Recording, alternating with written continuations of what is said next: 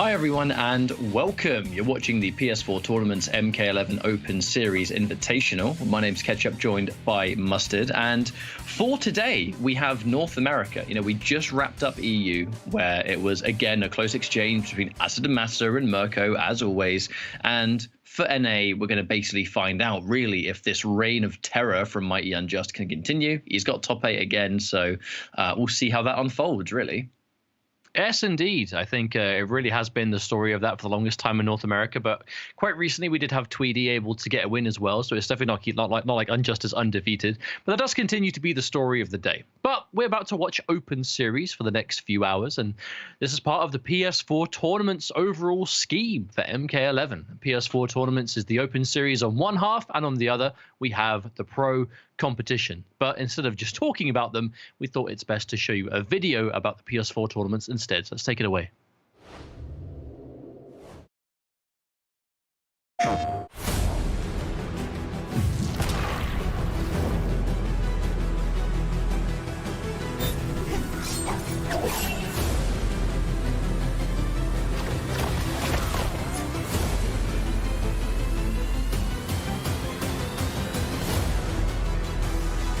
Sangue Frio é o primeiro campeão aqui da primeira etapa da Liga Latina. Sensacional. Look at this damage. Very doable.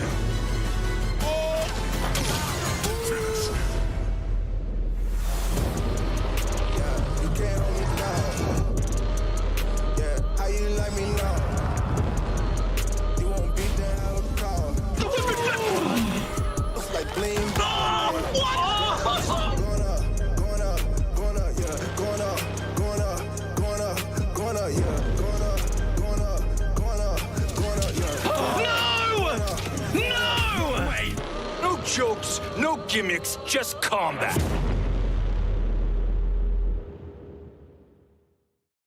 PlayStation. So, pro competition. We have those 3 different leagues with North America, Intercontinental, and Liga Latina.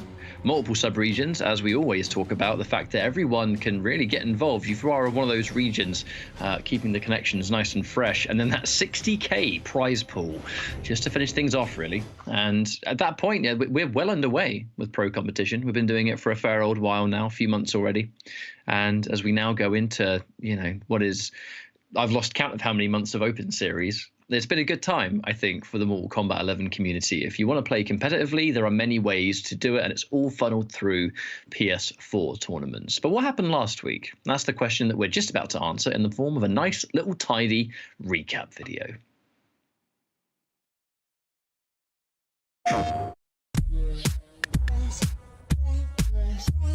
In North America, El Kakoi and Star Kid showed off a huge cast of characters in a Game 5 set, ending with a win from El Kakoi's Shang Tsung. Newcomer Mickey D received a classic Open Series welcome in the form of a beatdown from Biohazard's always impressive Kano. Oh, baby! You wouldn't surely headbutt Tarkatan, man. After an entire month of making it into Grand Finals through the upper bracket, Tweedy finally went down in a convincing 3-0 to none other than Ice Scorpion.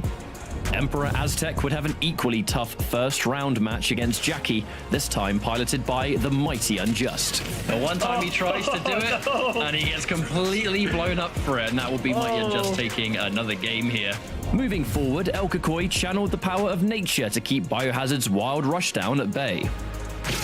I mean, this is going to be a really hard comeback to make, I was going to say, before he did the unsafe Kano ball, the neutral jump. Uh-oh, hang on. Not going to break. Breaks at the last minute. The block on the overhead. Oh, and the counter poke of the winds allows El Kakoi to take out Biohazard and winners. The Cetrion action wouldn't end yet, as a mirror match would send the Mighty Unjust into the upper bracket finals and Ice Scorpion down to the lower bracket. Upper bracket finals was a battle between brothers, but El Kakoi still wasn't able to find his Open Series victory against the Mighty Unjust. Down in the lower bracket, Biohazard was back with a vengeance, taking down Tweedy, Ice Scorpion, and winning the run back against El Kakoi to advance to Grand Finals. The momentum carried Biohazard into a Game 5 of the Grand Finals, however, not quite the reset, as the Mighty Unjust got another victory closer to breaking his 9-streak record.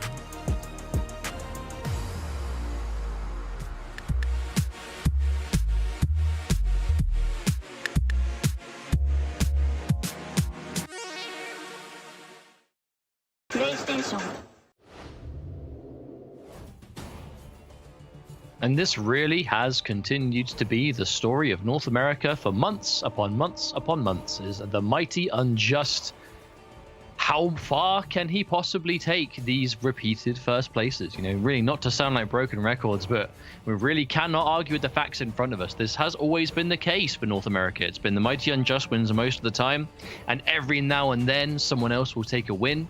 But more often than not, Mighty Unjust does find himself back on top. And I will be honest, I don't know what it is about Open Series that Mighty Unjust just brings this 200% gameplay. You know what I mean? Because Mighty Unjust, he's everywhere in the community, whether it's online events, whether it's like invitationals, exhibitions, other community tournaments that have like cash prizes, whatever it is. He's always entering, and he still does well, but he doesn't have this kind of like dominating performance. But in Open Series, this is the Mighty Unjust town, and this bracket today, we'll find out whether he'll be able to top this one as well.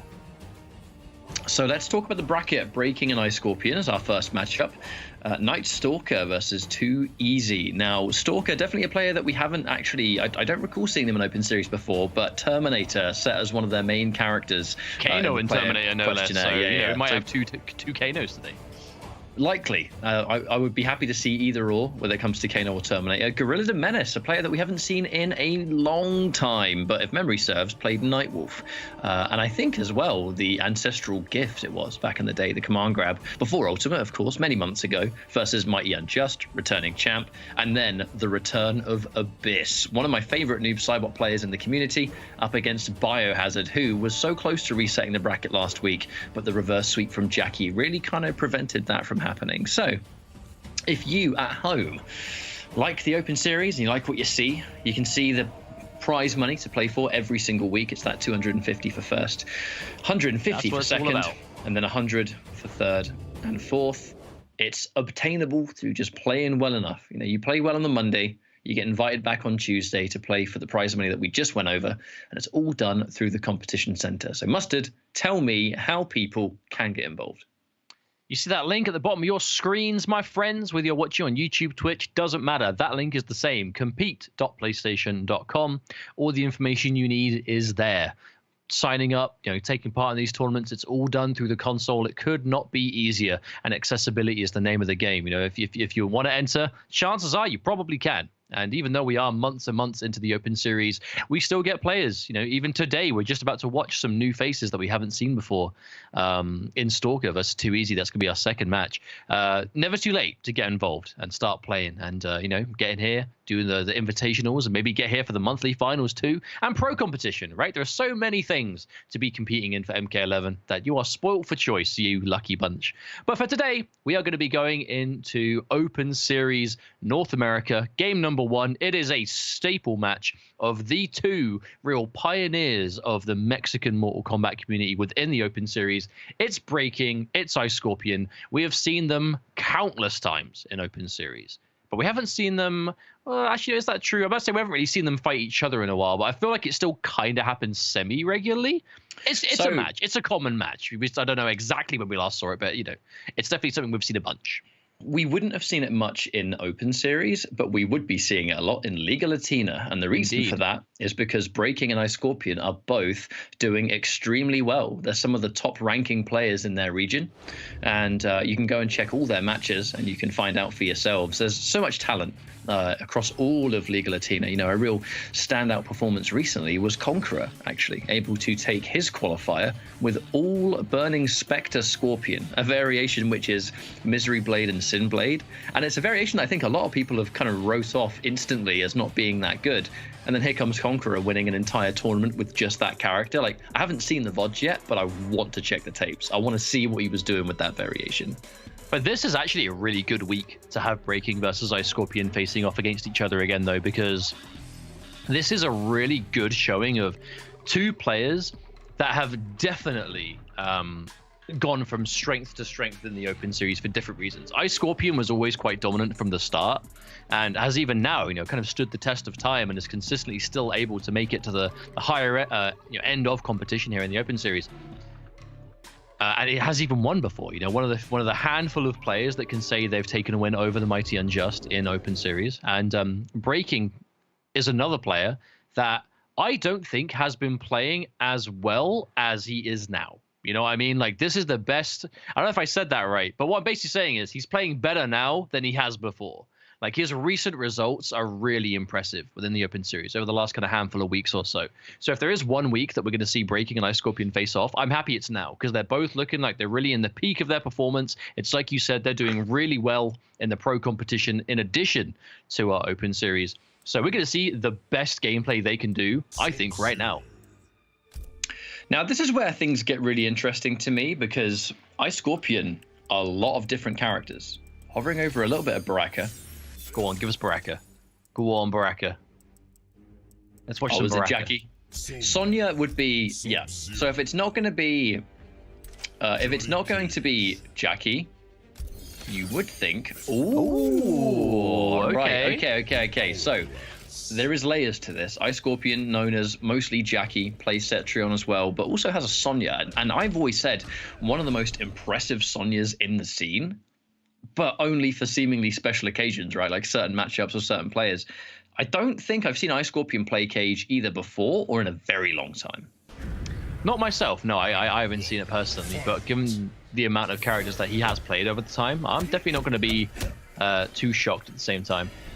Yeah, I mean, you just know that he's got those fundamentals. Johnny Cage, a character that's able to play, you know, a very standard game of MK11.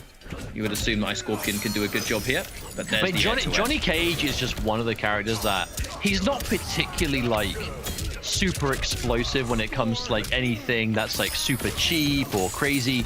He's just a really, really good MK11 character. Like if you are good at MK11, you have a general awareness of how the game is played, you should be able to use Johnny Cage. Because he is just really good with fundamentally strong players. And Ice Scorpion, we've seen, is more than capable of that. And the flawless block, we can see the... Actually, no, didn't go for the fatal blow. Ooh, held it. Breaking was still ready. Oh, no. He tries to go for a slide. Okay, no. An interesting anti-air. It's going to seal it instead. I felt that actually was, like, really surprisingly back and forth at the end of that round. Oh, no.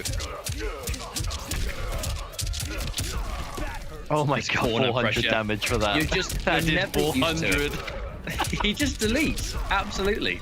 And even if you do or don't break, oh, good lord. This has just been, the Johnny Cage special. Sure, that could have even been the grab anyway. Yeah, I think Ice Scorpion didn't want to spend the bar. I think he went to do it probably and didn't commit. Or else it won't matter too much. Or will it? This is still Sub-Zero breaking. Okay, empty jump throw. No, he's putting on the blender. Oh no. Good block. And there it is. Yeah, all it took was one blocked mix-up. Now it's going to be a down one Rising Star waiting to happen. Ice Scorpion looking good. You get always worried when a freeze happens at full health. Sub-Zero. Ooh, we tried shadow kick, but not quite. That slide KB going to be all the more important in this third round. Oh, hello. We are connecting just the odd hit here and there, but nothing too substantial coming of it just yet. Oh, the knowledge, but no punish. Now, of all characters Ice Scorpion plays, I am more curious about the Cage. I wonder if he's just giving it a go, trying it out. Maybe there's some player history here. It's like we said, right? Ice Scorpion is the kind of player that he does use a bunch of characters over time, and he is here pretty much every week, so it's fair to assume he's trying out some other things. Good whiff punish. Don't think he'll kill on this, but it will be really close. His corner combos are no joke. Oh my god, he actually might be dead. Done. I actually think he's dead to that. This is a back two. Standing one, back two, this is like as much scaling as possible. So I actually think he might just be alive. Just be alive. Rare footage of that fatal blow. Not killing. Oh! He found it. Breaking, finding that wake up down one was crucial because he was not going to survive anything on block. And this is Johnny Cage with Rising Star. He had to go for that wake up button. Like that was his only choice. And not only did he hit it, but he jailed it as well. That was actually really well played from Breaking at the end there. Now, I feel like we're talking a lot about Ice Scorpion and his kind of character choice, but Breaking, another one that continues to surprise me because we know that Breaking is playing a lot of Sub-Zero and Liu Kang, but I still don't know what dictates him playing which character. Because it feels like the last time we saw him, or last time I saw him personally, you know, I've been away for a few weeks. The last time I saw him personally, he was playing Liu Kang, and it was a week where he did tremendously well against pretty much everyone, right? Like Bio, Tweedy, Unjust. Like he had a crazy good week, and it was pretty much exclusively Liu Kang. But now fast forward the clocks a couple of weeks, and here he is back with the Sub-Zero again. So I wonder if this is an Ice Scorpion pick. But Ice Scorpion is actually sticking with the Johnny Cage, so he is going to stick it out. Why Scorpion plays a lot of characters that are built around just really oppressive mix-ups, and I almost feel like Breaking is just trying to fight fire with fire in that regard, because you know, hey, look, you want to pick Jackie, you want to pick Sonya, eat this forward too.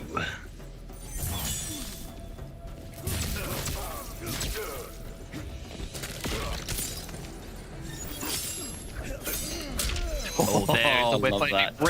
Breaking's footsies have gotten so good, man. They really have. Just the awareness. Ooh. And Johnny Cage, another big whiff. Ice Scorpion.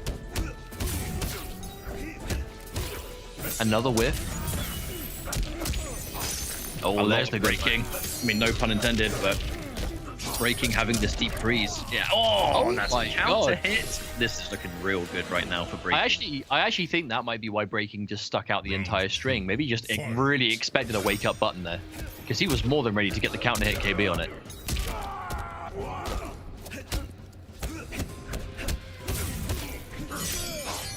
Oh, nice anti. Uh-oh, it's starting to mix now. Yeah, there's the KB ready. Wake up, Shinnok. Man, I love this. Breaking. But Another one. He's standing just outside jump distance. He wants Ice Scorpion to whip so bad. It is. That's an unfortunate drop. Yeah, that was a lot of damage left on the table with that KB ender. Oh, never mind. My goodness, breaking. Less than 2% away from sealing this one down. Plus frames. Let's be careful now. This actually isn't a bad throw to get thrown by. Johnny Cage doesn't get mid-screen Oki. Yeah, back roll just to make sure. Sub's ways of chipping actually not going to matter as he gets it and breaking with two incredibly dominant games. This is a swift 2-0. And to be honest, the main thing is, I mean, just superior footsies. Breaking is just quicker on the draw when it comes to neutral, right? The whiff punishing, he's kind of dancing just outside of range of max range back 3 or forward 4, whatever. Forward 3 sometimes as well. Like, he's just always ready with that back 1 whiff punish. But he's not doing so. It's not like Ice Scorpion is just throwing out buttons and hoping for the best. Like, breaking is standing just at the right range to make it look like he can get hit by it, but then he's just walking back. And what I'm really liking about this too is we're standing at about jump distance, and it kind of just seems like Ice Scorpion can't resist. We're kind of within that, we're kind of just outside of that back 3 distance with Cage, and it's like he just really wants to stick it out and kind of catch it on block or whatever, but it's just narrowly outside of where breaking's like, nah, I want you to do it. And now the change to Jackie. Yeah, I was just about to say, whatever he was trying to accomplish with Johnny Cage is definitely on the back foot already, as now we do see the main coming out. This is Ice Scorpion's #1 character, the upgraded plus Jackie. However, I will be honest, with only 1 game to take to finish the set, my money's actually on breaking here. Ice Scorpion is a very dangerous player, make no mistake, but when 1 game is in the balance, I definitely think breaking is more than capable of taking a single game against Jackie. The question is, will he be able to do it? Well, looks like Ice Scorpion. Oh, that was no shimmy, that was just a dedication. Yeah, that was a commitment. Oh, that had to be like max range. Oh, no, not quite. Yeah. I mean, a worthy attempt, I suppose. Round 2, fight.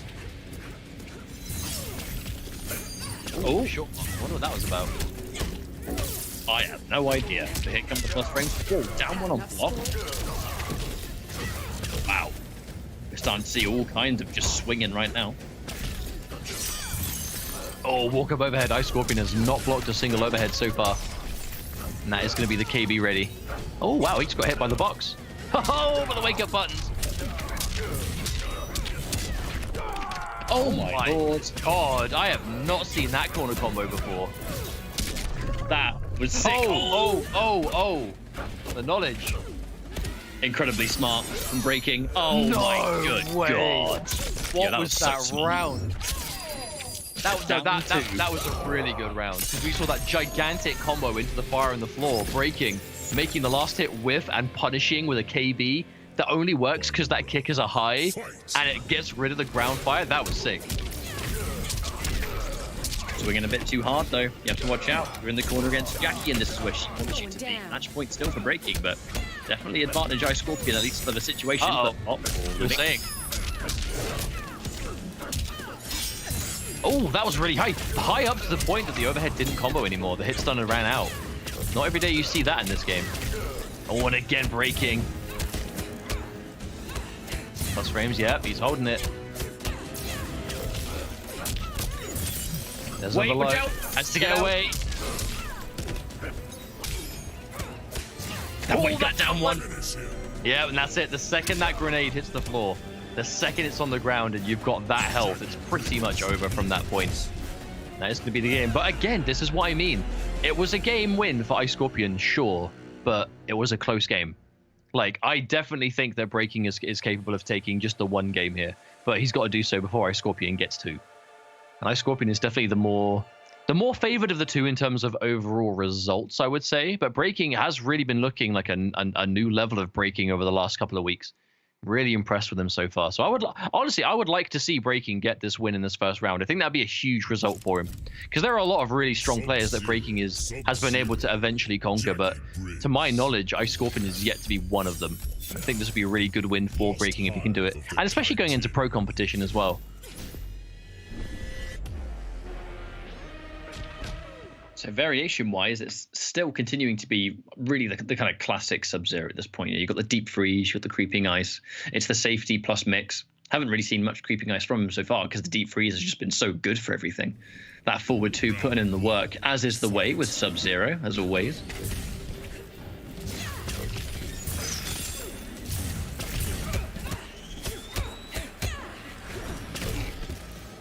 Another instant jump. That one technically unsafe on block, but Breaking, you just have to show so much respect sometimes.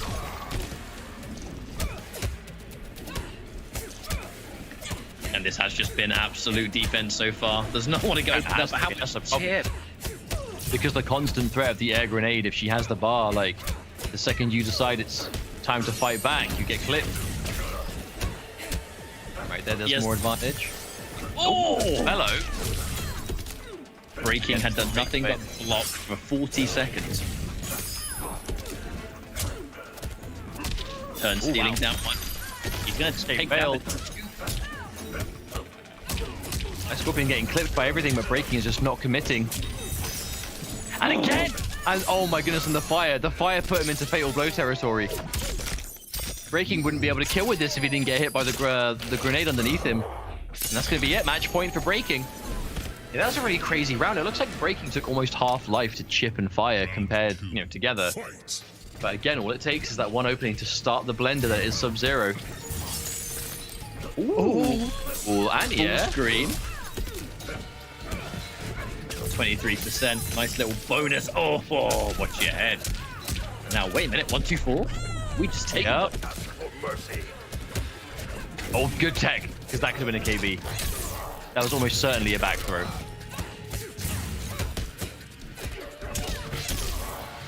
Uh-oh. Here comes the Jackie offense. It's back in return. Oh, dear. No, up 3. Oh, dear. We're starting to get opened up now. Breaking so close to victory, but... Oh! He hasn't got enough bar. Can't get the KB slide ender. Oh, not enough to chase down either. Ice Scorpion all over him. There's the stagger.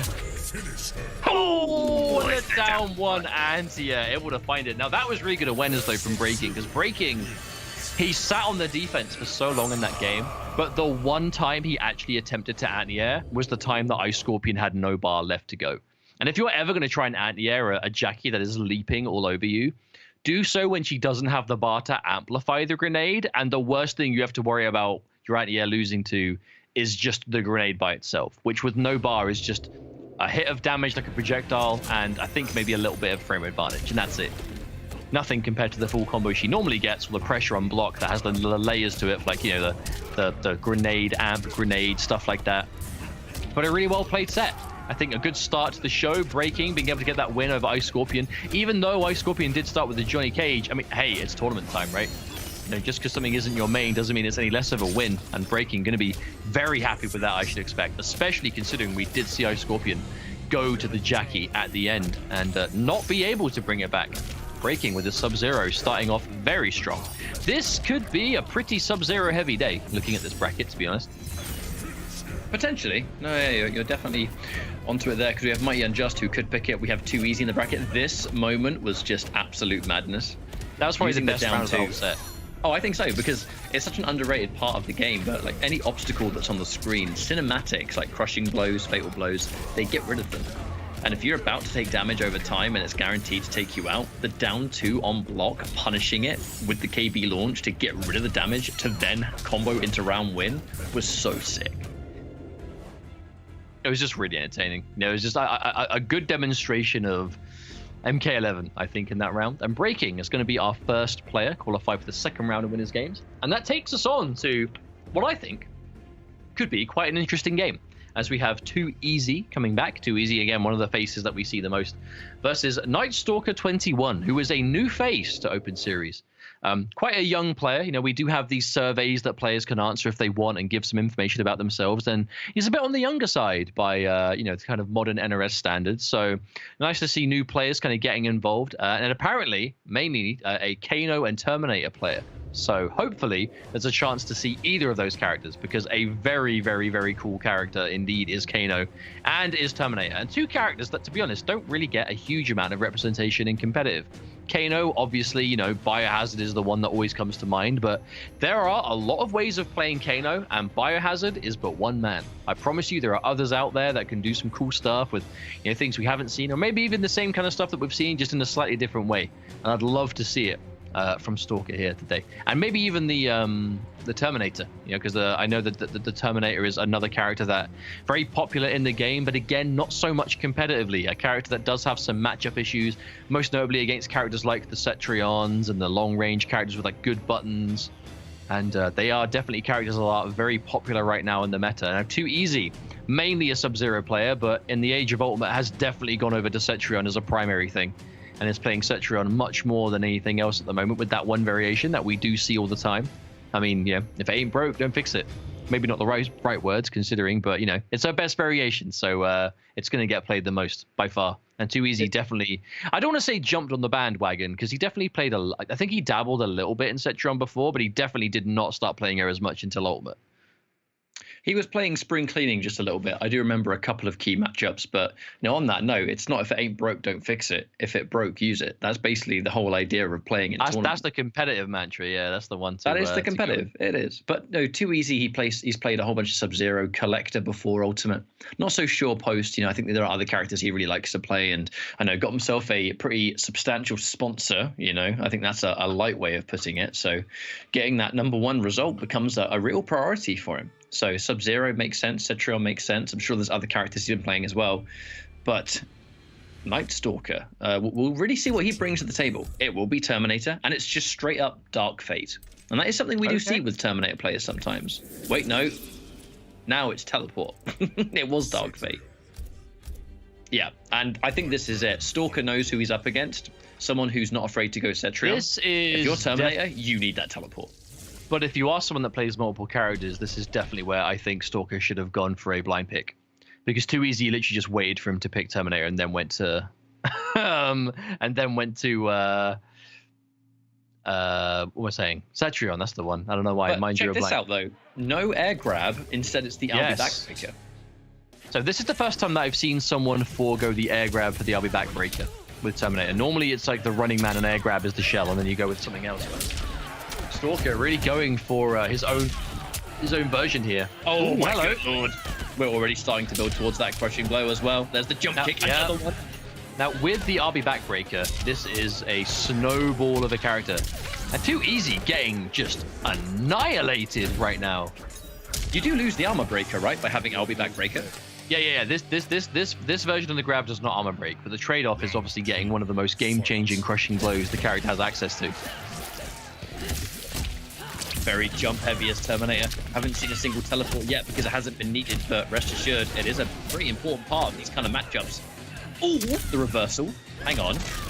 We already have it. Are you kidding me? Oh, the KB? Oh my god, that's damage. Almost half life for that one command grab. Now what's it going to be from here? Oh my good lord. Let the running man go longer. This is some impressive Terminator display right now. And it's still going to give you, like, even if you don't have the crushing blow on the backbreaker, you still have a command grab that side switches at will. And that is really good for a character like Terminator. Now, though, the fatal blow does connect, so this is going to be a good situation for 2Easy. But the teleport through. Oh, no pickup. And the overhead. The Sub-Zero. Okay, he's going to find it.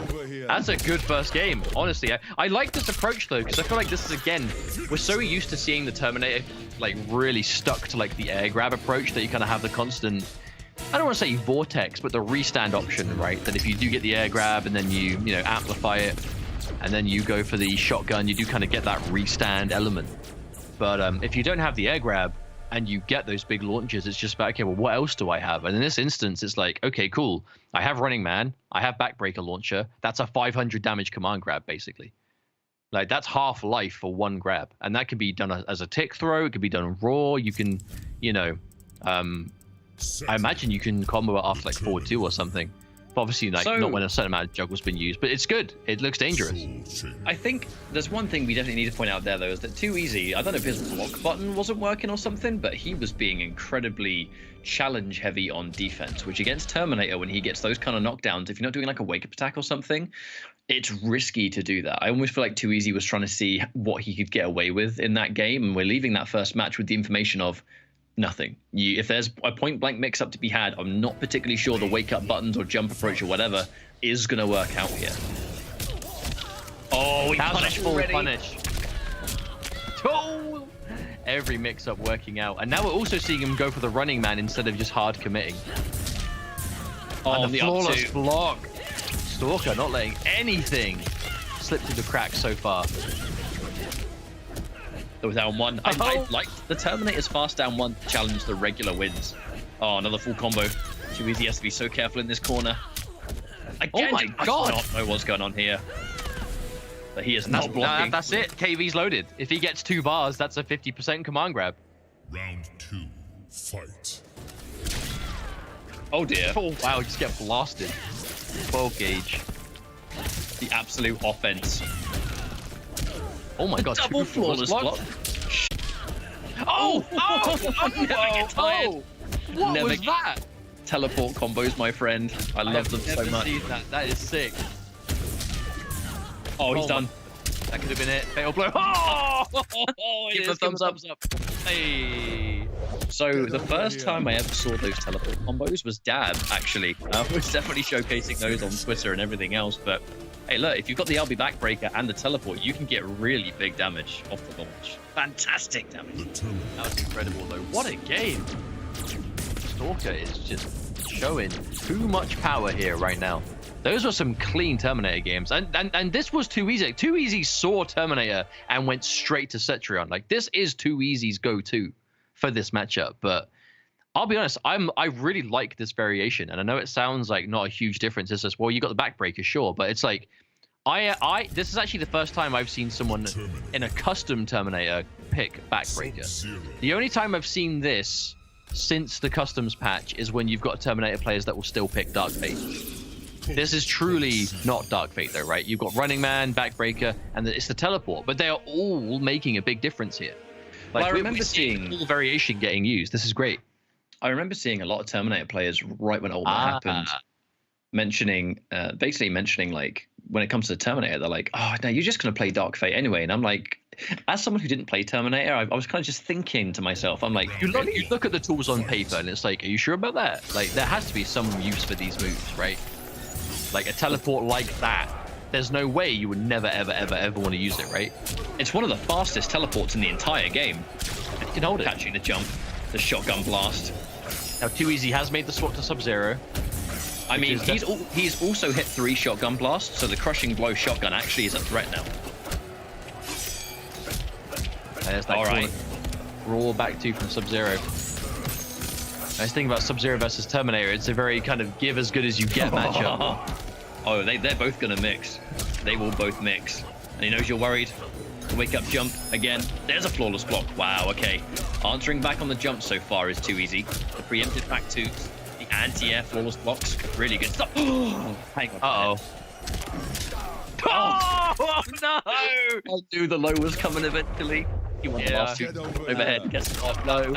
That was exactly a call out, because that wasn't the full string. That was literally just low raw fatal blow.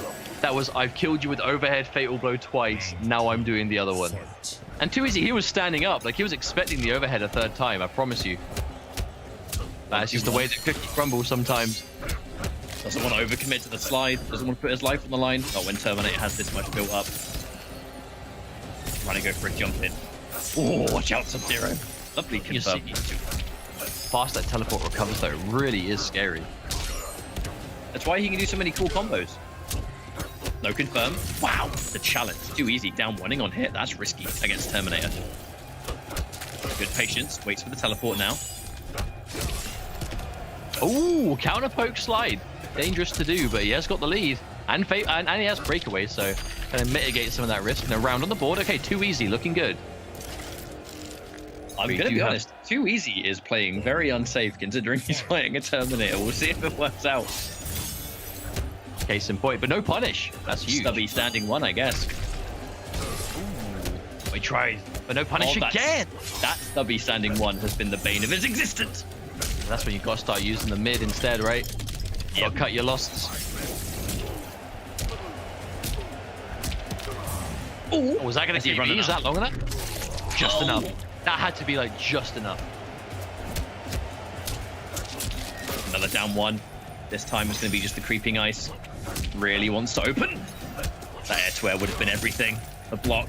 Again, a raw jump in. The flawless block, but no meter for up two. Again. Another grab.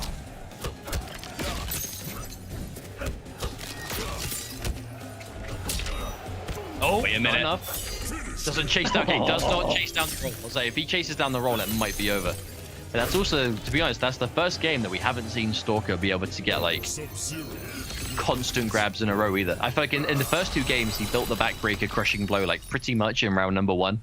And that time he wasn't, despite going to round 3 for the first time, wasn't able to do the same thing. I think Too Easy, I think that's probably why Too Easy was looking to be so aggressive all the time, was he just did not want to give Stalker any time to basically get that momentum. Because if you don't let Terminator start his game, and by the time he does, obviously he doesn't have the KBs ready to go, ultimately it's a decent damage overhead low game, or just raw command grab, but it's not the same.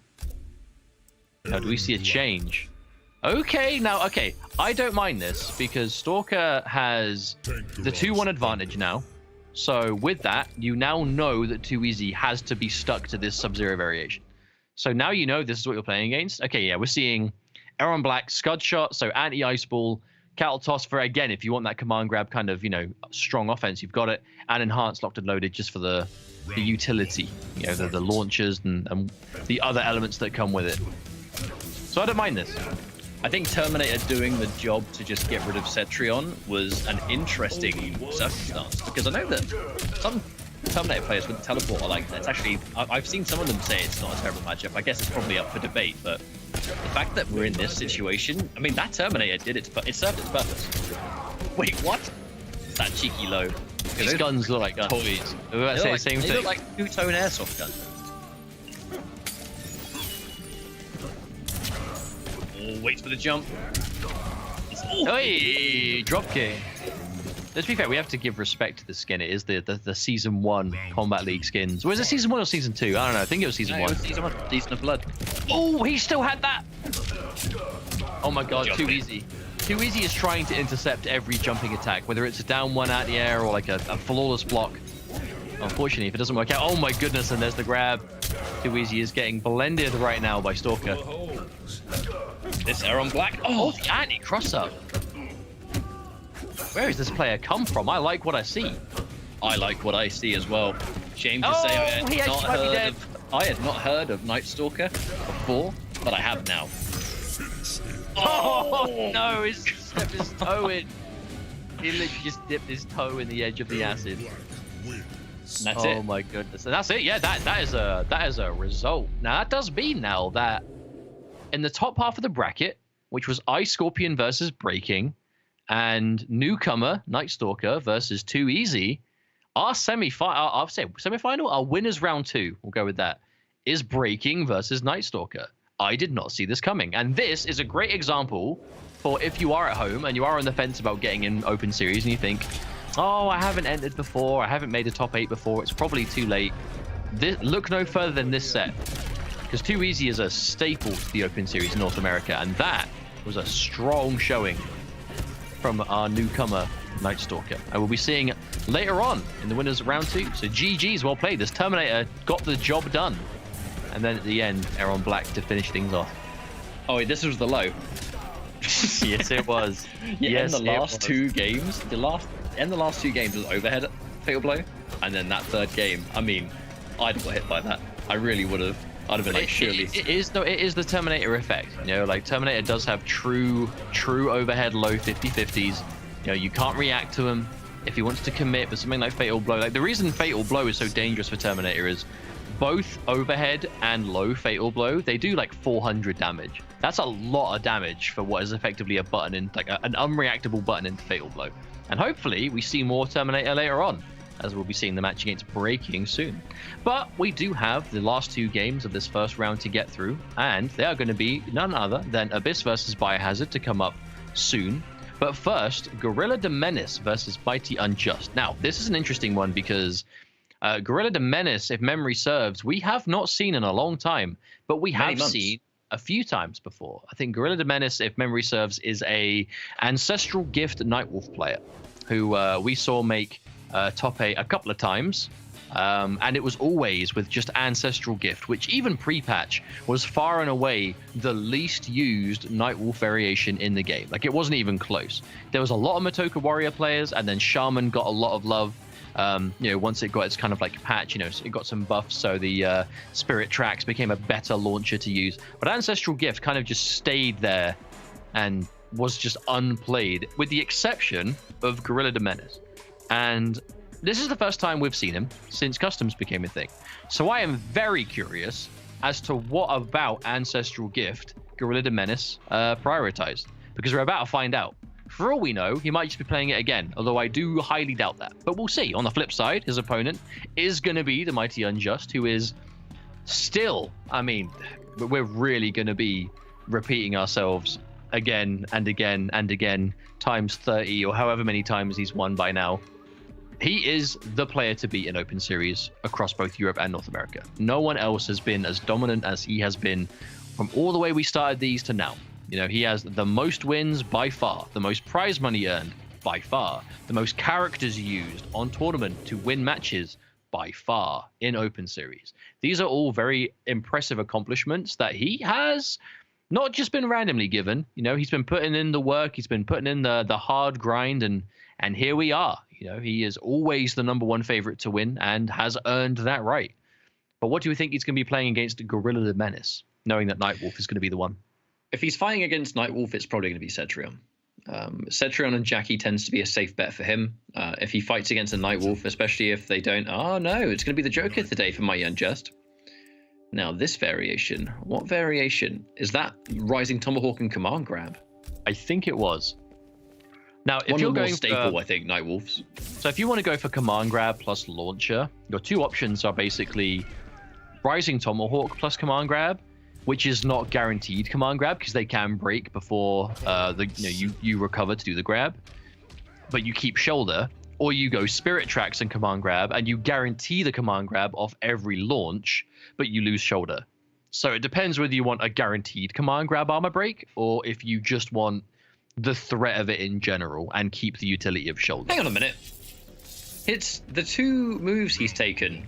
Hostage Hop and the other Wait, one. Hostage Hop? Hostage Hop and... What? Ooh, that!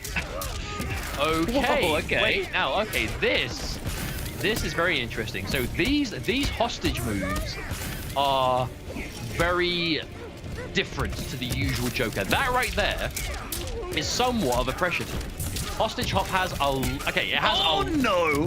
it has a long startup, but the second you let go of the button, the hostage explodes.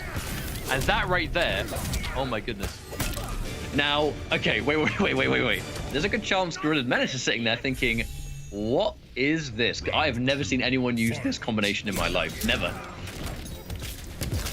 Okay, so Hostage Hop is definitely the move we haven't seen as much, but there's a reason that Mighty Unjust is constantly going for that. I can't remember the name of it. I'm actually just going to find out. What am I watching right now? Oh my god, no escape. Now, there is a reason that we are seeing so much of the alternation between these. Because you can duck the final one, right? Yeah, so it's... Okay, so it is Corpse Trot is the move. So this is the move where you basically grab a corpse and like fling it. It replaces the like the Jack in the Box that you get as a base. Oh, the launch! Ooh, but it gives you so much chip damage, and when you amplify it, it's pretty much safe. Oh!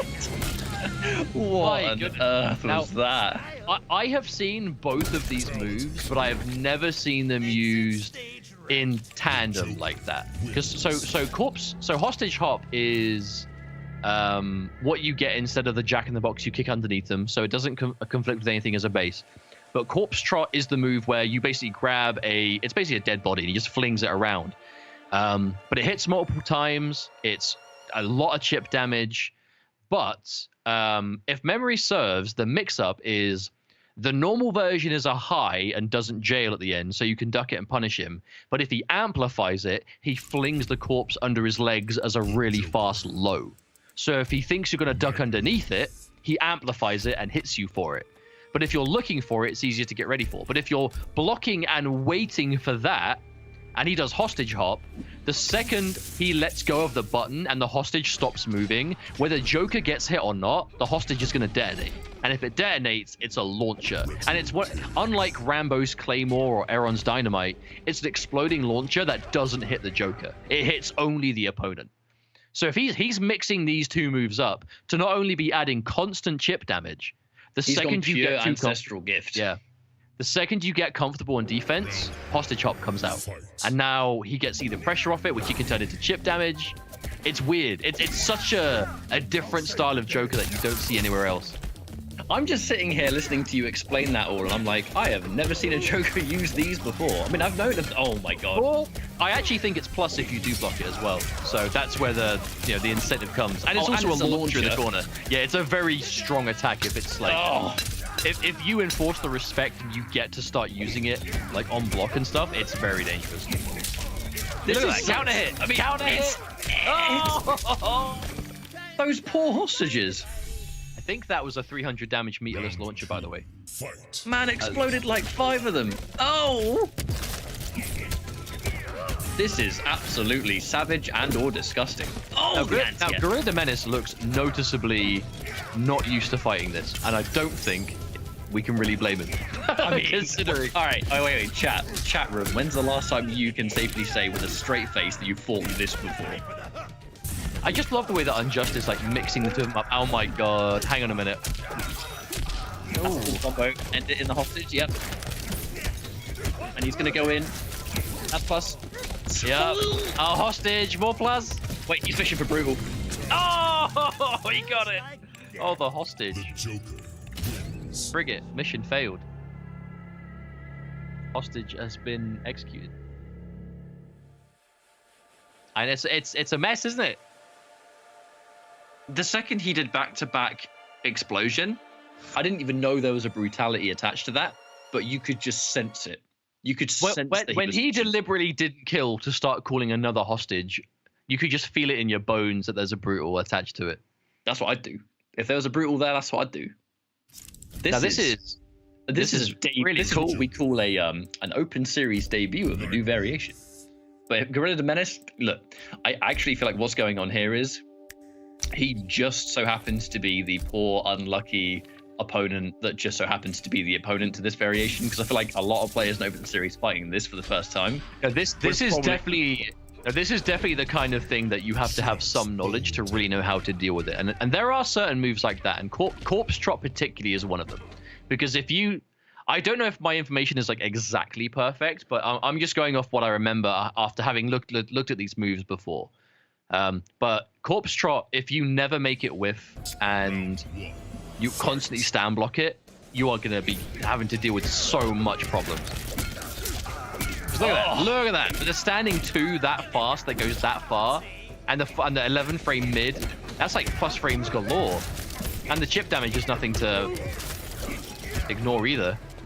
Down 3, low profiled, but he's gonna get. Oh, he's able to escape. But for how long? I almost wonder if he's gonna want to just go for a lot of like raw shoulder charges. Like if he sees the hostage, just go for a rhino charge. I mean, I don't think he's having an opportunity to really think straight at the moment. Look at that And the chip forward damage though! one. Oh god!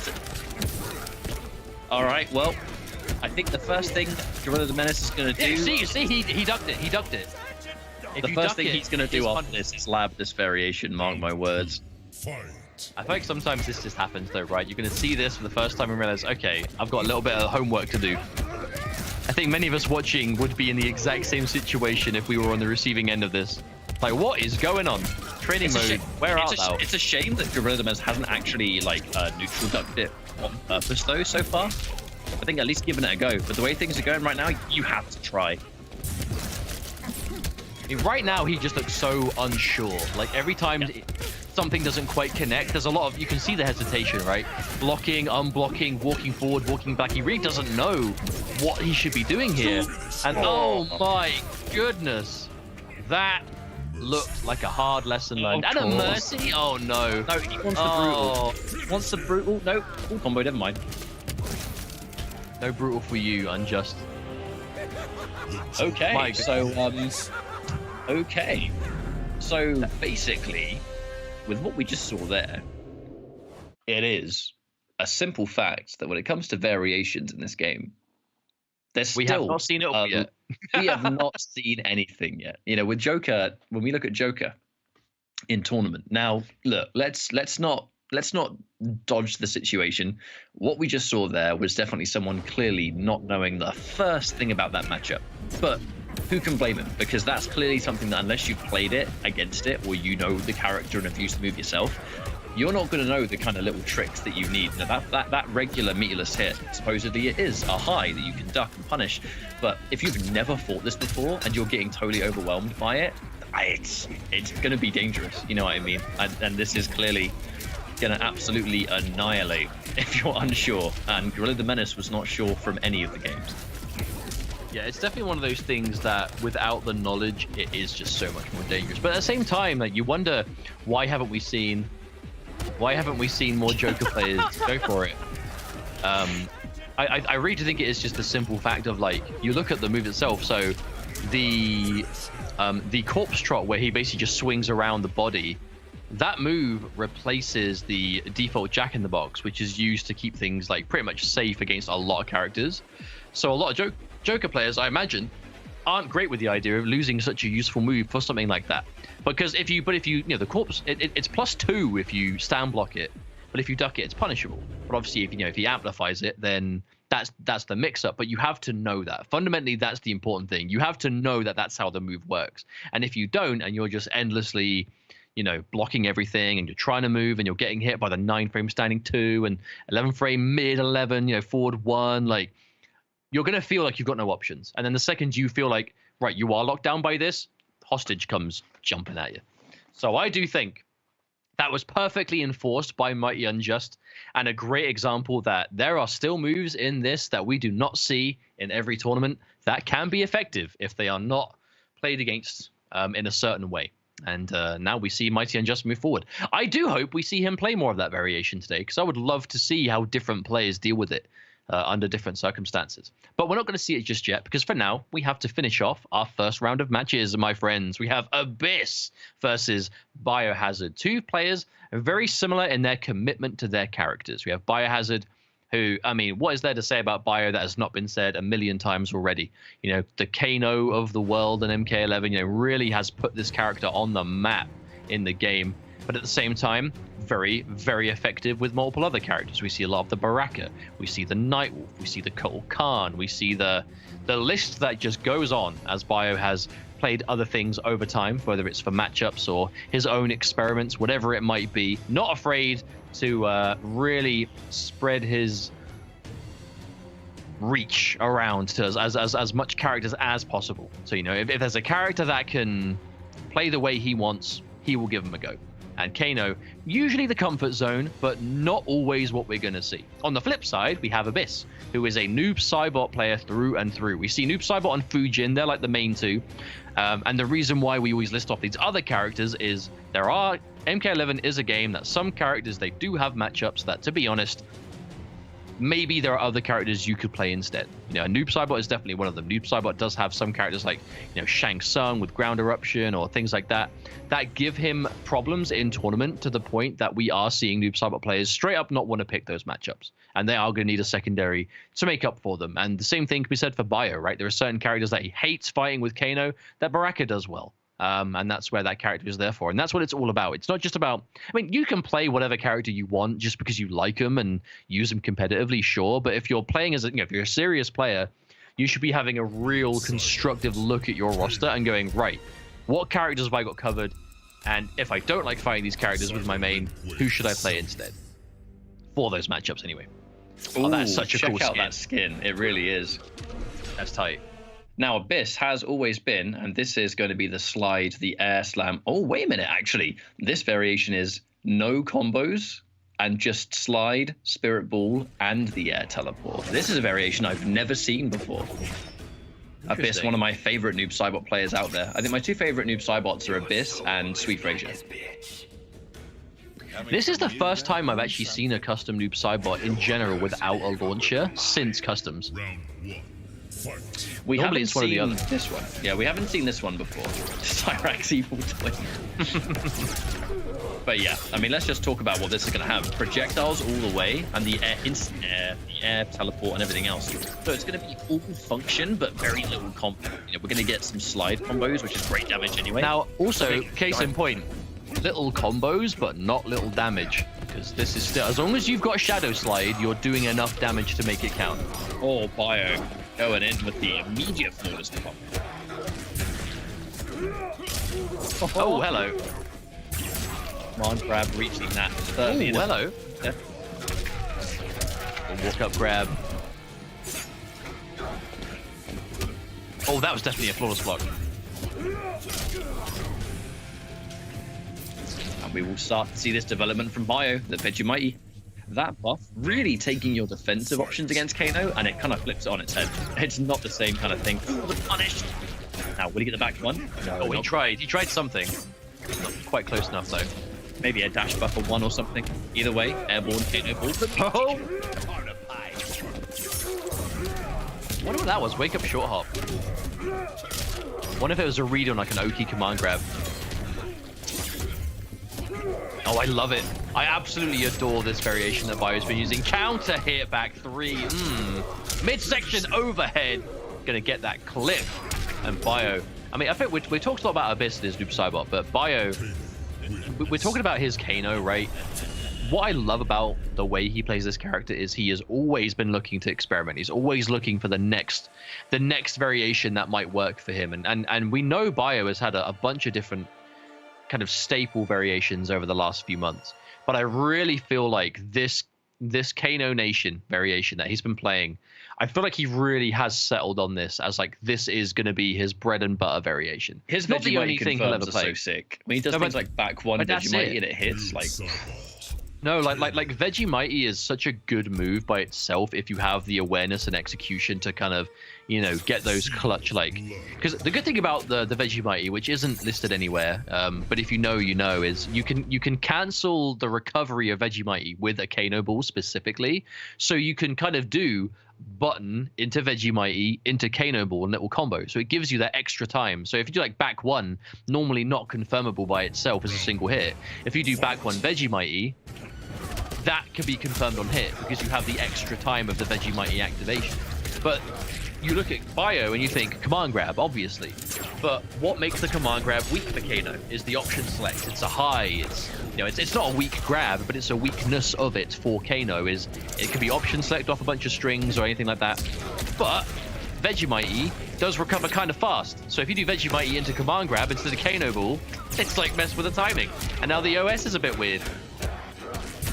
it just throws off your defensive options here. Clearly, for It Bio, really it's does. been working out wonders, but Abyss looking really good in this round so far, and that simple forward two is going to do it. Importantly, putting Bio's back to the wall, which is where Noob Saibot wants to be, and he's going to get big damage from a Shadow Slide.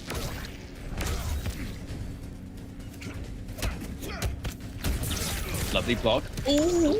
That was sick. That was so sick. He just retreated armor. back.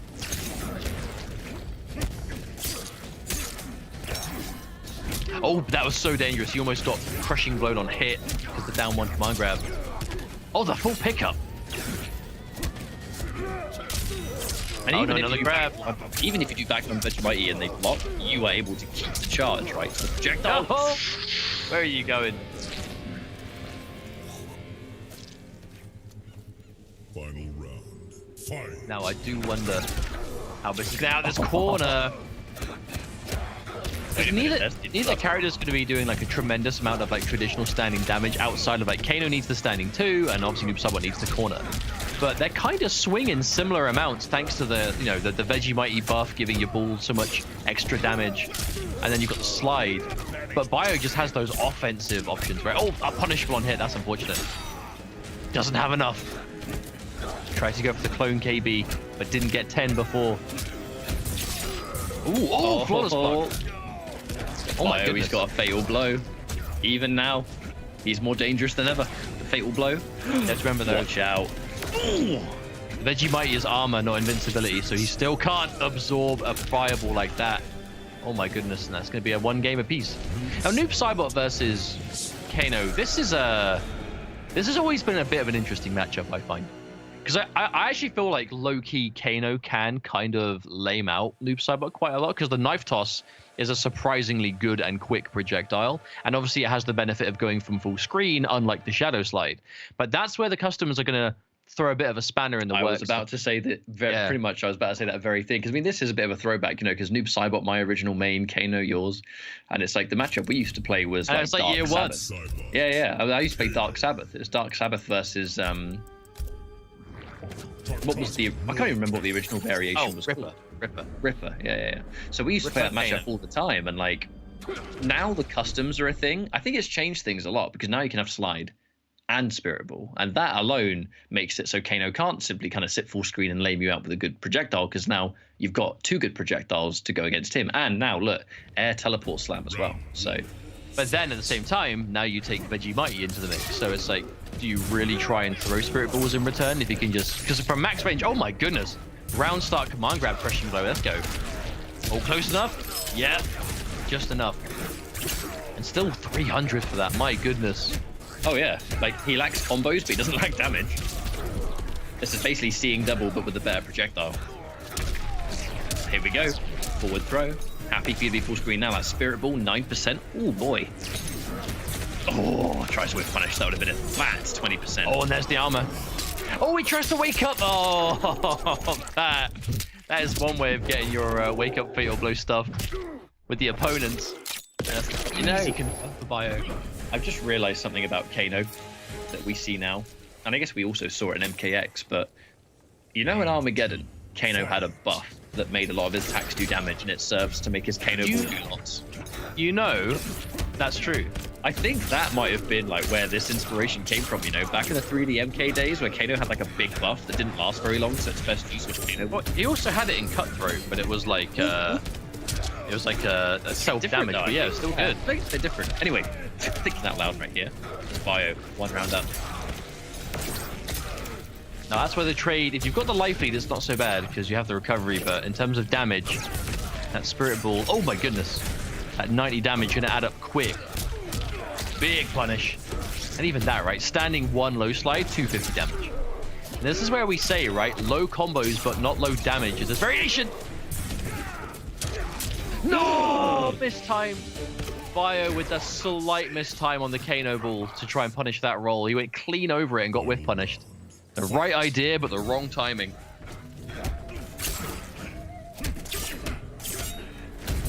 No flawless block. Oh, speaking of. Yeah, the second that slide comes out, it becomes active, straight away. And Abyss.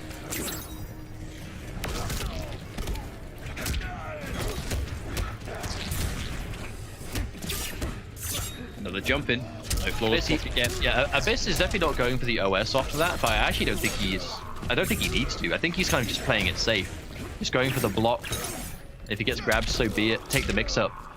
Hang on. The whiff down 2. Uh-oh. Oh my god, surely not. This is Bio. This is Bio. 1 bar. Oh, he's dead. Back 1 Kano Ball. It's over. No, he mistimed it. The flawless block. Oh, that was so clutch. Bio has it. Now that could have, would have, could have been over when Bio went for that back 1 after the launch, but there is a certain breakaway timing to it. Like there is a timing that covers everything, but it's very tight, like very tricky. And like sometimes you have to dash in, sometimes maybe don't. Which is why I think it's worth a bit still even still going for the breakaway there. Because if your opponent is going to guarantee the kill if you don't break away, is still on paper guaranteed if you do, but it changes the timing.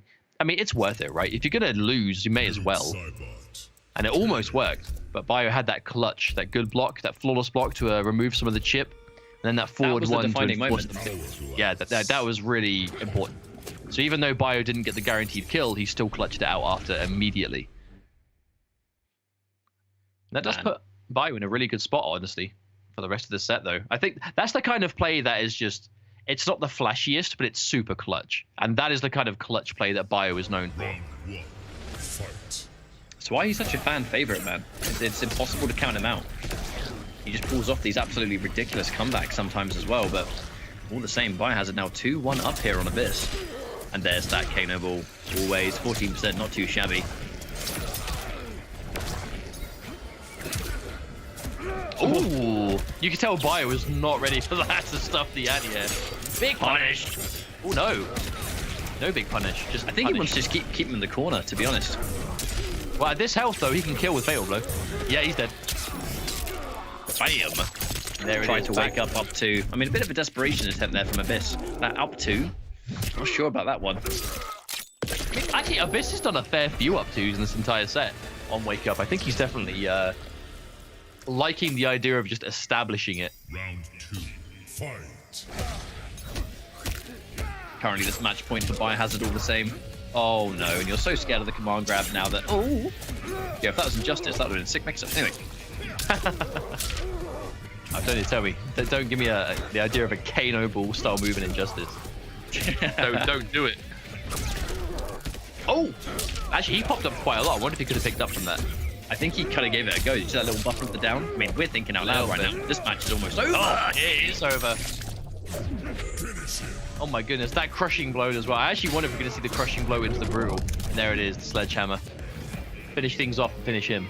My goodness, Biohazard, a Kano of the people, for good reason, as he's going to be winning in solid fashion against Abyss here. Abyss trying out that other variation there. I definitely don't think it's a bad idea for the matchup. It's definitely different to what we've seen as of late, but different doesn't automatically mean bad. But it does kind of lend itself to that kind of neutral above all else, I think. But even this matchup, it's just the momentum that Kano works with, and the momentum that Biohazard has grown to develop his style. He's always been the kind of player where it's just impossible to ever count him out, because he just has, I think, the most explosive factor of any player in our scene. You know, it comes way from, you know, the days of Bane and the grapplers that he used back in the Injustice days, and kind of helping develop his style at MKX. And Kano is just a really nice, like, no other grappler in this game lets Bio play with this much momentum. You know, Kano, he's such a forward-moving character, isn't he? Yeah, and he always has been in this game. It's just a question of how efficient he was at it, or how much risks he had to take in the process. And he's a character that has certainly gotten better with the sands of time, as it were, as he has definitely been buffed overall from beginning to now. Right forward one being a mid, huge. Back one being sped up, huge. Back one being a restanding armor break, massive. Custom's been very good to him, right? Like, he's just received a lot of quality of life changes that in the hands of someone like Bio, who's been really like pioneering this character from day one. I mean, not at all surprised to see him be so successful now. And that does set up for what I would say could very well be the most common matchup in Open Series across the board. Mighty Unjust versus Biohazard. We have seen this match more times than I can count or even remember, and we've commentated it 99% of the time. It's a matchup that continues to happen with these two players of the absolute top level, cream of the crop players right here. And I eagerly await to see them face off against each other again today. And then on the top half of the bracket, we do have Night Stalker versus Breaking. So we're going to have something we haven't seen before, followed by something we've seen a billion times. But that does not mean it's not going to be exciting, as we can very much look forward to seeing how this development of the saga of Unjust versus Bio will continue to be. But as always, before we get into these matches, we are going to go to a short break. But before we do, I do just want to take a minute to remind those of you watching at home that PS4 tournaments, whether you want to get involved in Open Series or Pro Competition, you do so with the information on the same link. It's compete.playstation.com. Everything you need is there. Check out that website. get involved. We'd love to see you play, whether it's open series for the weekly prize money, or whether it's pro comp because you want your shot at the big world online title. We'd love to see it, and hopefully we will. But for now, we are going to go to a break and set up our next handful of games. So don't go anywhere. We'll be back in a few minutes.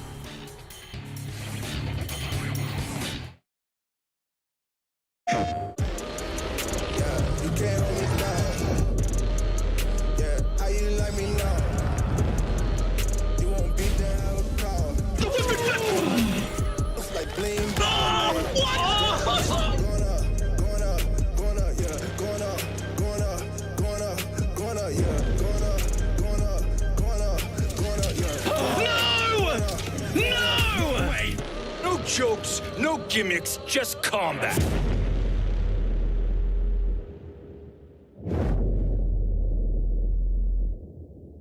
PlayStation.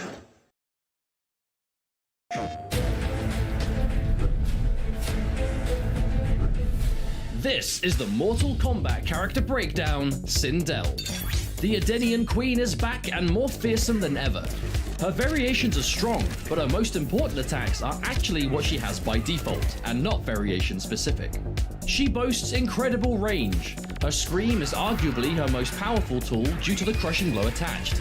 This is something your opponents will have to play around, as once they get hit by it, they will take severe damage, especially if she has her fatal blow ready. Her towards back kick is a key attack that can cause a lot of headaches for her opponent. This cartwheel leads to a string that is completely safe and resets you back to mid-screen distance, allowing her to play an effective hit-and-run style. In addition, her towards back punch leads to a long-reaching overhead string, and her away back punch is a low attack that launches the opponent in the air. This mix-up keeps opponents on their toes, which can be easier said than done when combined with her other distance options. With range on her side, Sindel can absolutely be a force to be reckoned with. Low damage at first glance, but can explode life bars with the right resources loaded.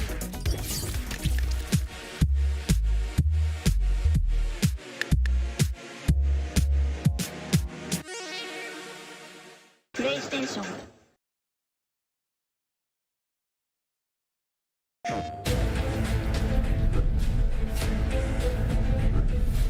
This is the Mortal Kombat character breakdown, Geras.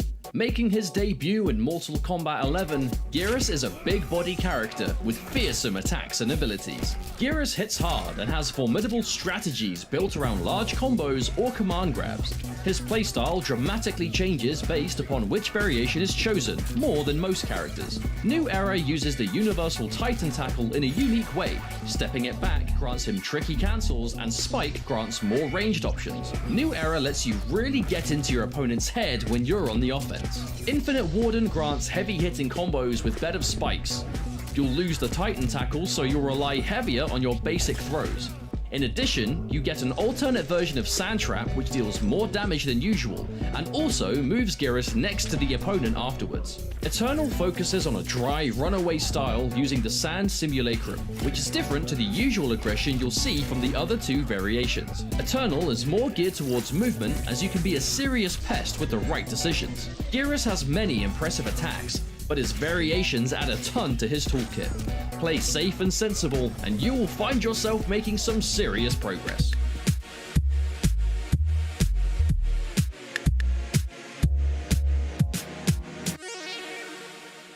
PlayStation.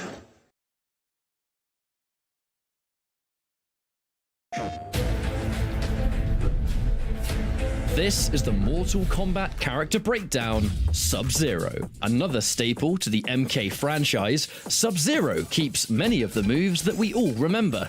The full combo Ice Ball and Slide are integral parts of his game plan across every variation. Dead of Winter can amplify Ice Ball for a faster startup, providing increased combo potential of certain moves. Additionally, it goes through projectiles. The Cold Shoulder replaces Slide, but does extra excellent damage. If you want mix-ups and combos combined, Dead of Winter is the choice for you. Thin Ice trades larger combos for projectiles, of which we have plenty. These projectiles can all be used together to greatly increase Sub-Zero's neutral game. Finally, Avalanche is the setup variation, thanks to one special, the Arctic Trap.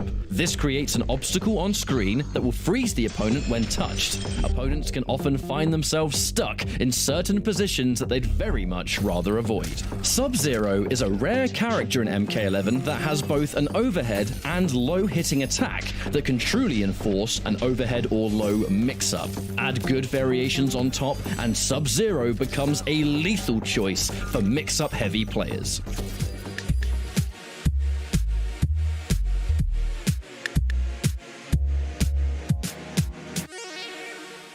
PlayStation.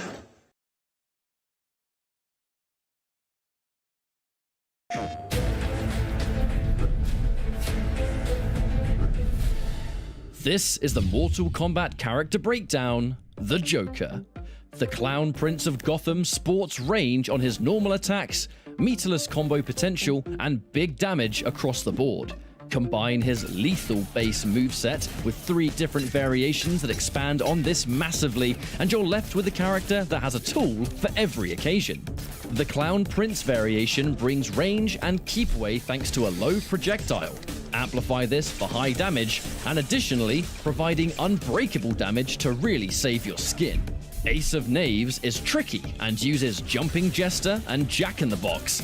These tools provide scary knockdown pressure and trap the opponent into unfavorable positions. Finally, Madman is damage and safety through and through.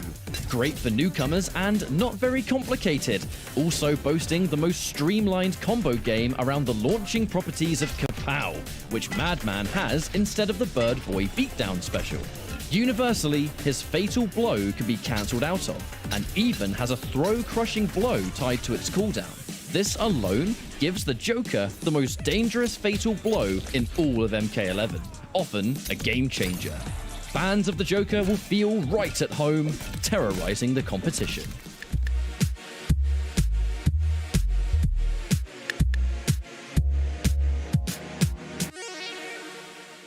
PlayStation.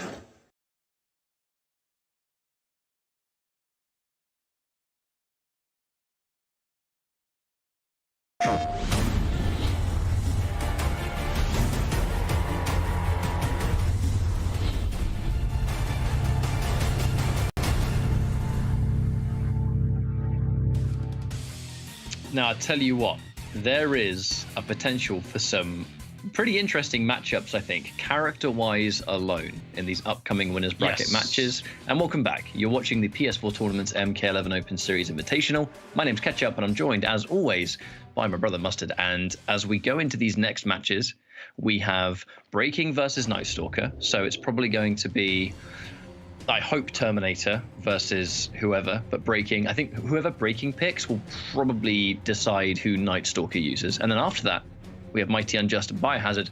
Mighty Unjust got his way into this next round of winners with a Joker variation that is just, you kind of need to see it to believe it, really.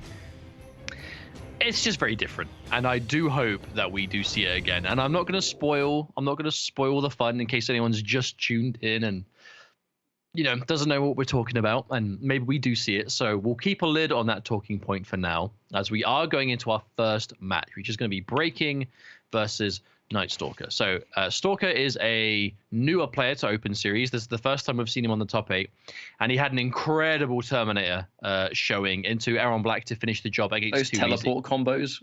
Yes, now that's the real main thing. So Terminator primarily, but a different kind of Terminator, where we're kind of at the point with customs where players are kind of using slightly different versions of what is normally picked, but it's enough to make a big difference in game plan and general strategy that they can enforce. And in this case, it's the Dark Fate, you know, that we're so used to seeing custom Terminator where it's air grab and running man, and that's like the main two. And then the question is, what do you have on top, right? Do you keep default command grab for the armor break? Do you take teleport? Do you take whatever, right? In this instance with Stalker, it is Running Man. I'll be back breaker, so the non-armor break, but launching, crushing blows, side switching, command grab, and teleport. So basically what we normally see, only without the air grab, it's the I'll be back breaker instead. And that has allowed for this crazy offense. Like huge damage, kind of like raw overhead low, command grab with so much power behind it because it's I'll be back breaker as well as Running Man. What are you looking at? I'm observing your... I'm just seeing what variation he takes versus the Liu Kang, because that's what I'm looking at. Oh, I see. I feel like he takes the teleport against zoners, but against non-zoners, I think it's just Dark Fate. Let's have a look. What does he value more, I guess, is the question. I'll be back breaker. No, it's the teleport it's the again. same one. I am so ready for this. Bring us the Terminator. My favorite character in the game to watch, I think. Like, genuinely, love watching it. Let's go. And just think, this time 2 years ago, we were all gearing up for the beta, and we didn't even know Terminator was going to end up in it. No, we didn't. Now here we are, 2 years later. Now, Liu Kang variation, a lot more standard, and a dangerous pick anyway for breaking. Liu Kang is definitely the character that I would say breaking has had the most success on. Oh, I'd agree. Especially since almost that 1 week we actually saw the Liu Kang, it was outrageous, like really, really impressive. Now, will Knight have an opportunity to actually do anything here? Because Liu Kang, he's an oppressive character with decent projectiles of his own. Oh, okay. Just clipped.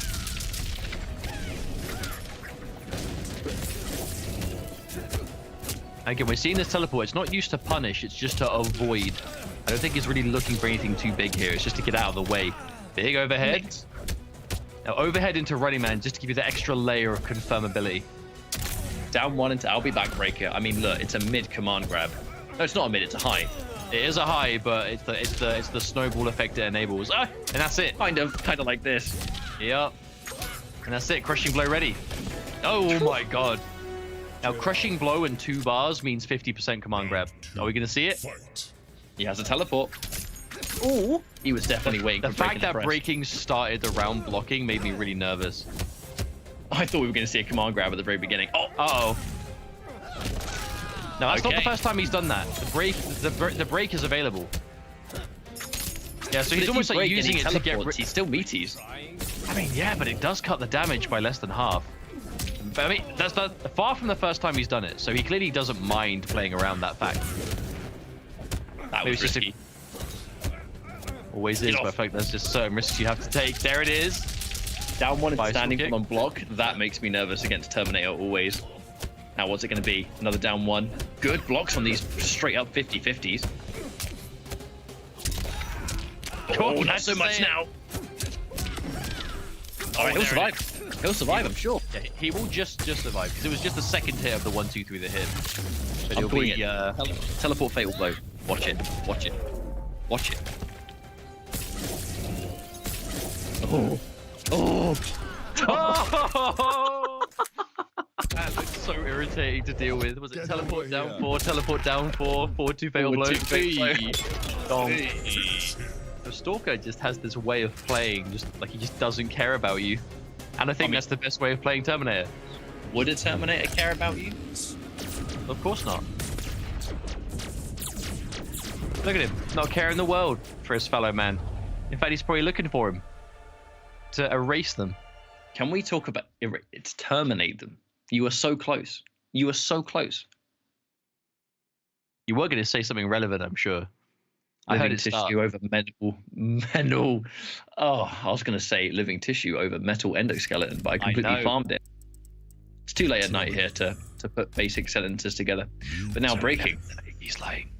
You said that. You said that. We're on those pro gamer hours, dude. The night is young. The night is young. It's afternoon, bro. It's afternoon. I actually generally forgot what you were about to say, so we should just move on, I think. Well, ain't that a coincidence, because so did I. As we now go into this next matchup, the Liu Kang. Now look, breaking, he actually did a decent job of, I know it sounds weird, but he did a decent job of guessing right up close. I actually don't know if I agree. I feel like he just held every overhead and just blocked low non-stop, because he actually didn't block a single overhead the whole game. I think he just held 2 overheads, though. Huh? We only saw 2 overheads though. They Didn't both we? hit.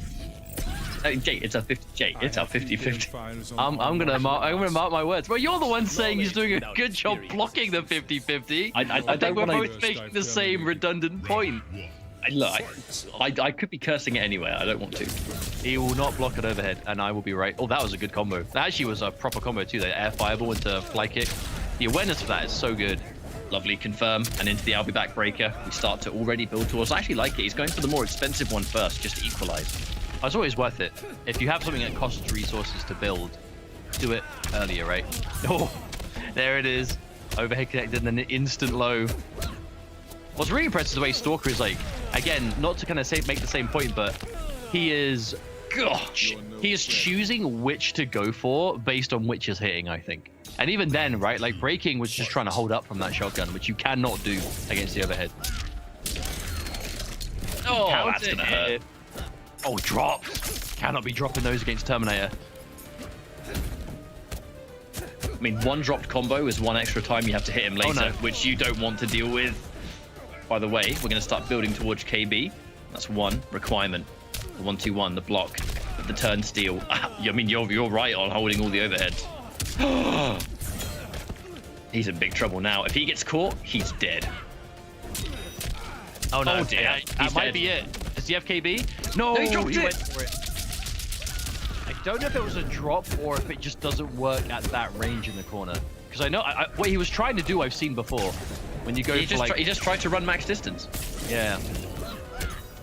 Oh, that whiff. He can take this. I pray for you. Oh, that was a commitment. No punish. Oh, no. I swear that teleport makes his leg longer.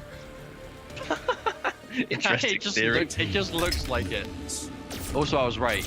Every overhead connected again, by the way. Oh, you are correct. No, now we've gone into an extra game. I agree with yours a lot more than myself.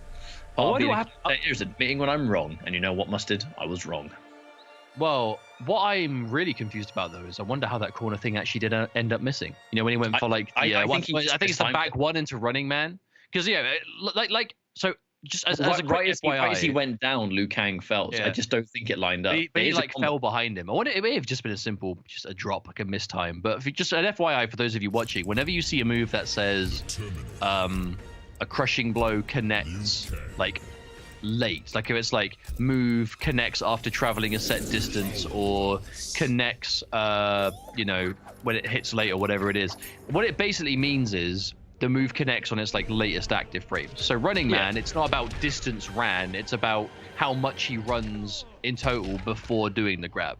So you can run in place, and as long as you run for long enough, it will still count as the crushing blow. Which is why you see those Jackie like dash punch crushing blow combos where she's in the corner and it's still crushing blows, because it's not about how far she goes, it's about at what point in the dash punch she hits it. And there's a bunch of them like that. And the Running Terminator, Man is like... I'm going to be honest, who would have seen Open Series today and really seen Terminator just coming in and just running absolute rampant? I mean, Stalker is one game away from winners finals with Terminator. That's hype. Oh my lord. The low, every overhead low. There's the block. Okay. Back forward 4. 2 amplifiers already used. We need that bicycle kick, but I'll be backbreaker. Side switch 1-2.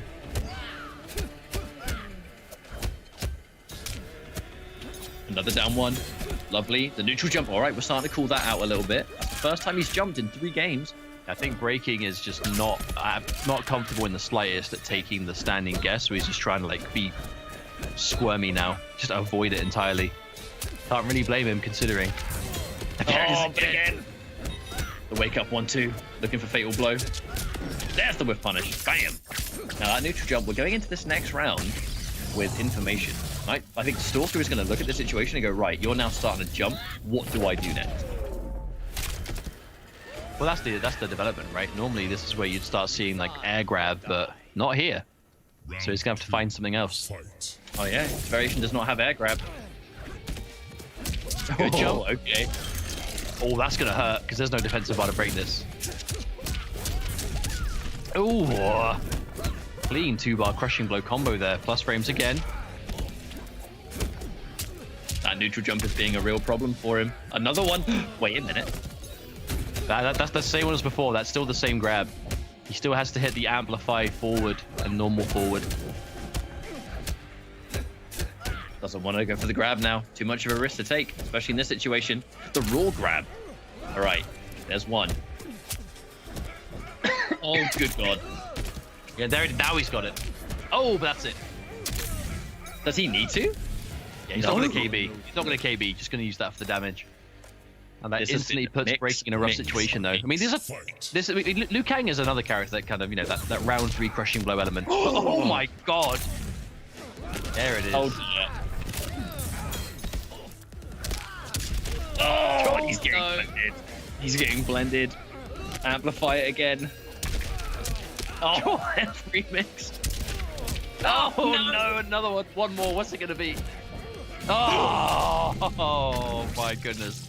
What a fitting end. My goodness. And that is going to be winners finals. Guaranteed for Terminator. Flawless victory. What a performance. Do you remember when I said in the first game to give Breaking his props, he did a really good job of guessing right?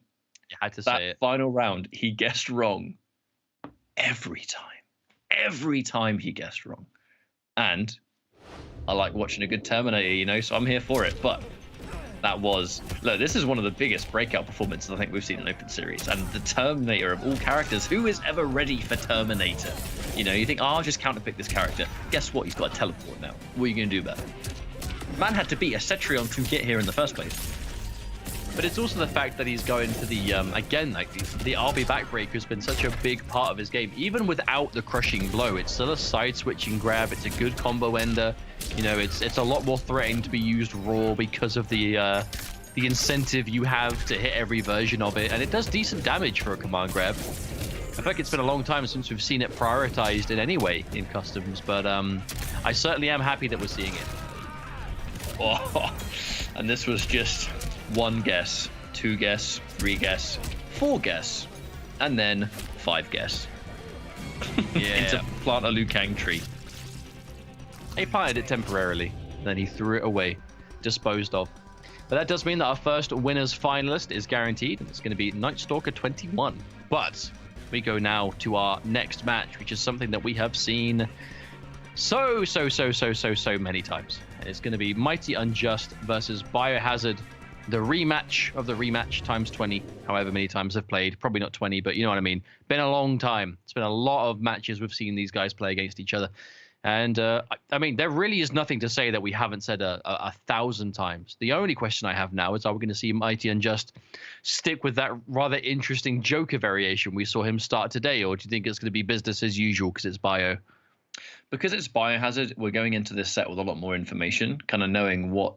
A, you're going to have to take it really seriously because it's Bio, and he almost reset the bracket against Unjust last week, if not for that Jackie reverse 3-0, which, on that note, we could actually see Jackie again today because of that. But also, I think that... Part of me thinks that Joker variation that we see get picked in round 1 was pretty much like a... I know that you will not be ready for this. You know, I am well willing to bet that you are not going to deal with this, so I'm going to pick it. Bio, I think, is a different case because he will show that knowledge. Yeah, I don't know if that automatically means that we'll not see it now, because I feel like Mighty Unjust has definitely got time to work with right now. You know, he's consistently been able to win these events and do well for himself. But, I mean, who's the character that is now all over tournaments that wasn't so much as getting a peep before Dragon Temple? Shiva. Like, literally, no one was playing Shiva the way we're seeing Shiva now until Dragon Temple happened. And we saw what Dragon Stance could do, what people were doing with Dragon Drop as a whole. That did not start to really explode until after Dragon Temple. And sometimes it just takes one look at a custom move that no one's really used competitively to go, hang on a minute, this might be a problem. And boom, now it's the newest. There's no getting around it. Shiva is the new bandwagon character. Like, Shiva is the bandwagon of the community right now. And that is, it happens in fighting games, right? Kind of flavor of the month. But she's very solid. I wonder if this kind of Joker variation, where you've got a completely different kind of Joker, thanks to a move that most Joker players don't bother with, and then the hostage hop on top of it. I mean, is it another element of something that just hasn't seen enough play to get that mainstream kind of look? Or was it simply just a fun experiment? I would love to see it stuck with, but it is like you said, this is the variation that Mighty Unjust has been looking the best with against Bio, so he's going to go with Jackie. But I do hope there is a chance we see that Joker again today at some point. Because I'm all for it. I'm all for seeing some new stuff.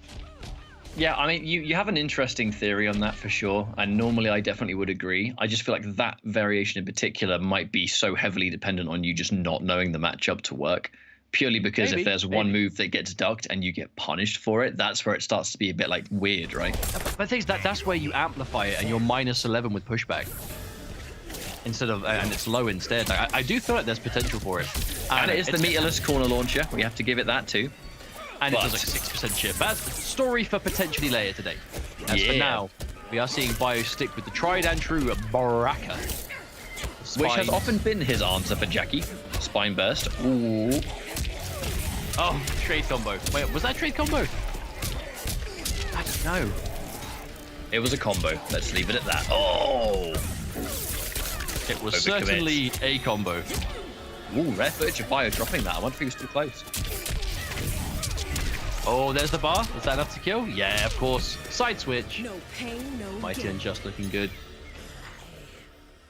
Round 2. Now we have to remember this could simply be matchup number 1 of the rest of the set, but a big jump back. Good read. That was a hard call out on that forward 4.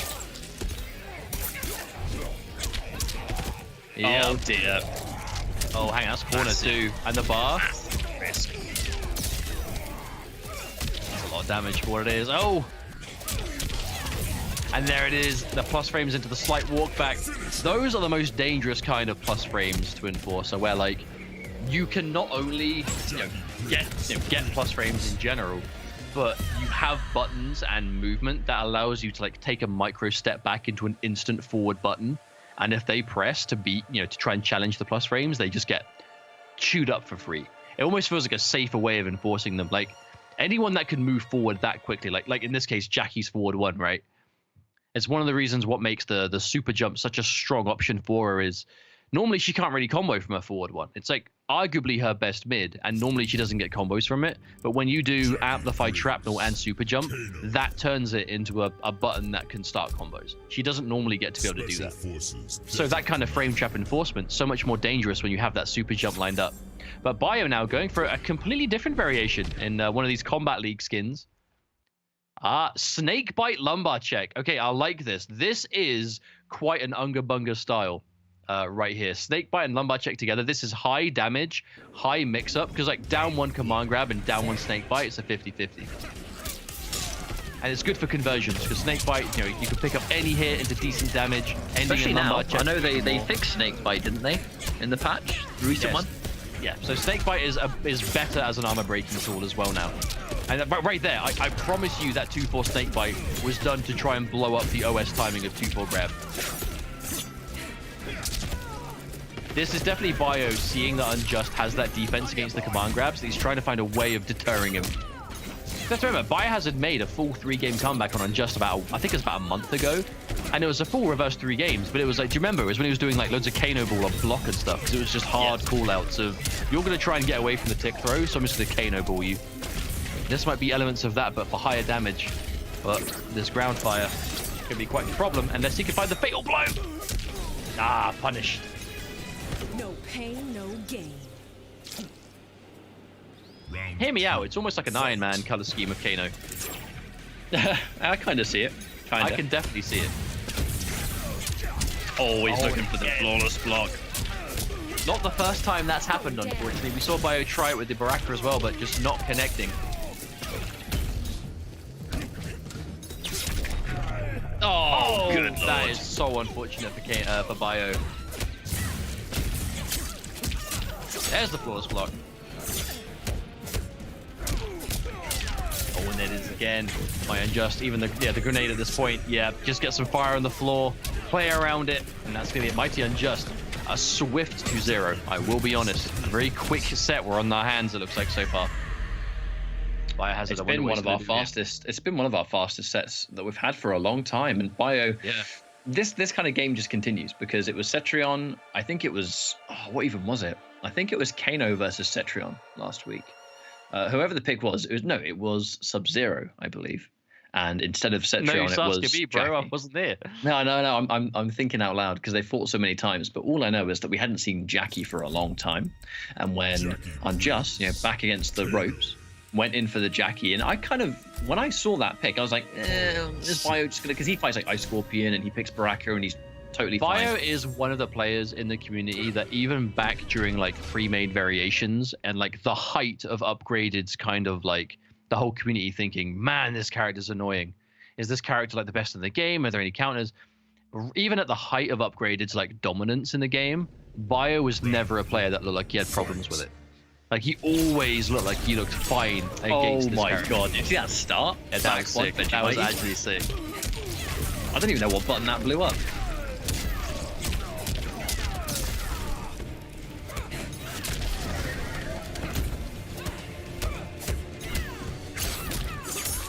Oh, yep, that's going to pick up.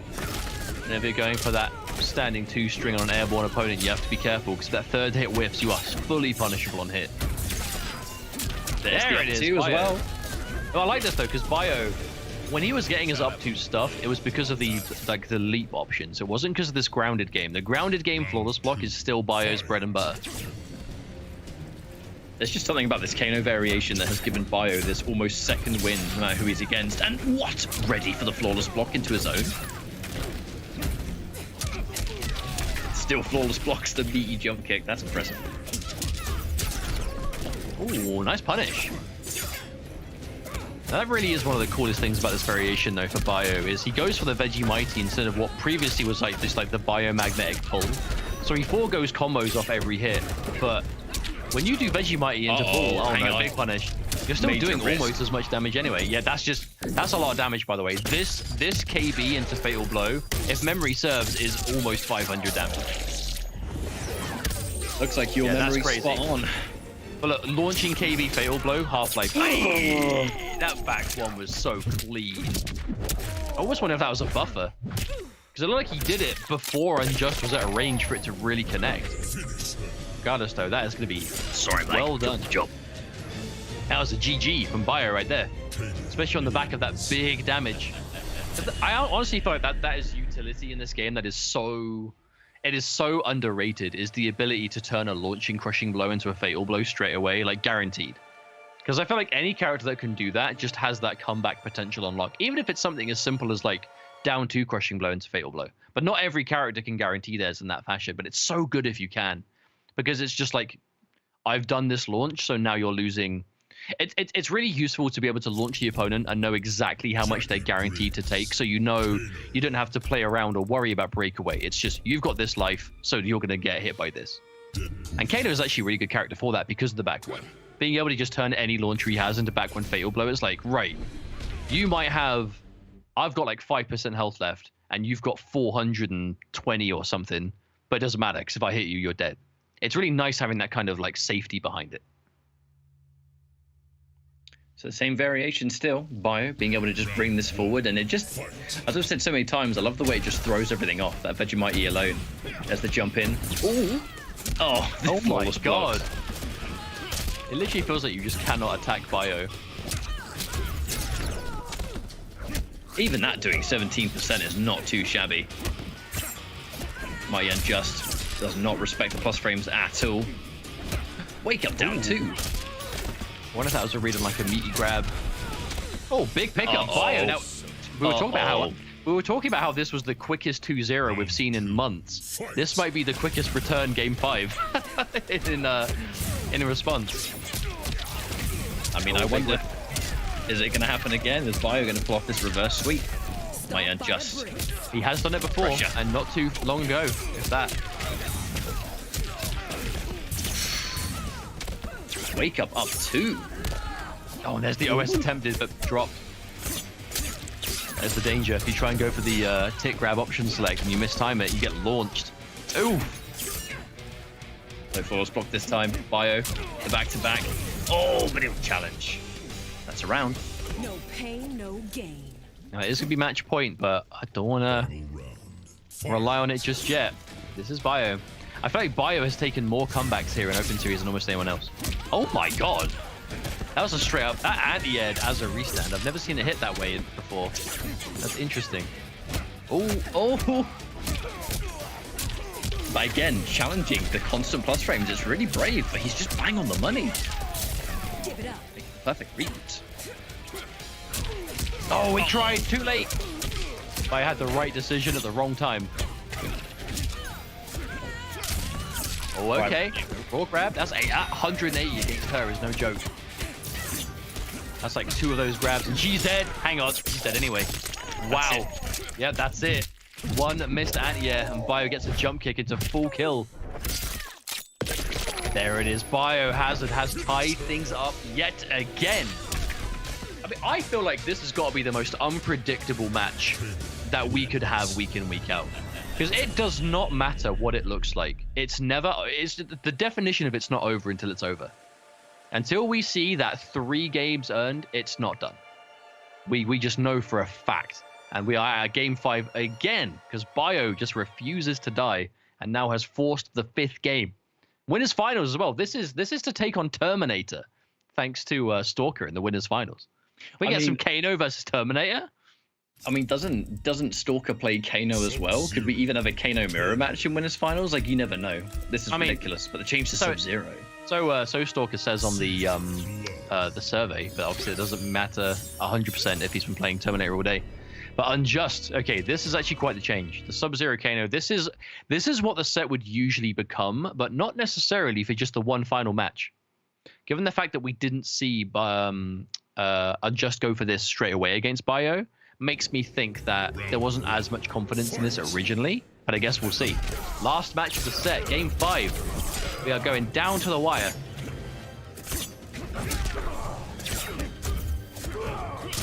Uh-oh, we're starting to mix again, but Bio doesn't get the jump in. The block on the overhead's good. Instant block on the overhead as well. Is he even going to get a chance to mix Bio here? Oh my god. Practically a flawless there. I think he just took a little bit of chip when he blocked the overhead. And Bio is actually on the verge of maybe the fastest reverse sweep we've ever seen in Open Series. Oh, yeah, makes there it is. This time. That's actually going to get rid of the Vegemite buff. We do say all the time, one of the best things about Unjust and what makes him so good at fighting Bio is his willingness to know that I'm in a situation that I have to guess, so I'm going to pick an option and be ready for it to work out. But that is a disaster. Getting hit by that block, late crushing blow. He actually might be dead here. Second bar. No, he dropped it. Bio's hit that combo a million times, but it won't matter as he hits it. One more time, the EX command grab for the full brutality finish. And Biohazard succeeds. And the full reverse 3-game sweep, thanks to the Kano Nation, is going to be able to take it. Now, that is a result that Bio is going to be happy with, because Unjust has been a pain in his backside consistently. I mean, and to be able to make that full comeback like multiple times. Was it 3 or 4 weeks ago he did the exact same thing? Impressive. He's done it a bunch in the past. Bio's clutch factor has been legendary in the Open Series. But I mean, let's just talk about that one Kano variation that just seems to be the juice, the one for Bio so far. The Vegemite totally takes what everyone's defensive options are. Hashtag Kano Nation. You know what I mean? It's fantastic stuff, but I never get tired of it. Never get tired of it. It's got to be the most unpredictable offense of any player. I was talking about this briefly, but I really do feel like it's the perfect Bio variation, because look at it. He is a player that thrives on command grabs. Like, Biohazard is a grappler player through and through. Kano has a command grab. He's also got built-in overhead. He's got low options, whether it's raw forward 2, whether it's whiffing the standing 2 to get just the second hit of 2-4, which is, it hits at a similar time as the overhead. Or just the default grab, which he gets to loop on, right? He has elements of built-in mix-up at all times.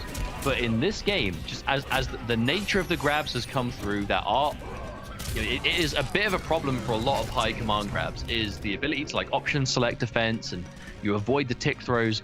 But then you throw in Vegemite and all of that timing just goes out the window.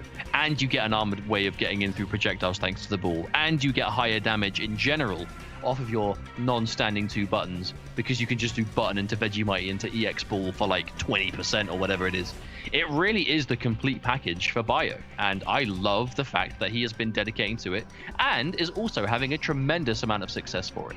But that now does mean that look at these games. Off stream, we're going to have Breaking versus Abyss. Off stream, we have Mighty Unjust versus Ice Scorpion. And our winners finals is decided. It's going to be our newcomer, Night Stalker 21 versus Biohazard in, I would say, Open Series Staple versus Open Series Newcomer. We can't wait to watch this match, but unfortunately, we're going to have to wait a few minutes because we're going to go to a break and set the lobby up. Just a little one. So we are going to be getting the last handful of games ready in this tournament for the day. Before we do, though, I do want to remind those of you watching once more that if you go to compete.playstation.com, you can get involved in Open Series and Pro Competition and all things PS4 tournaments yourself. These are free to enter tournaments. The Open Series is every single week. There is prize money to be won every single week.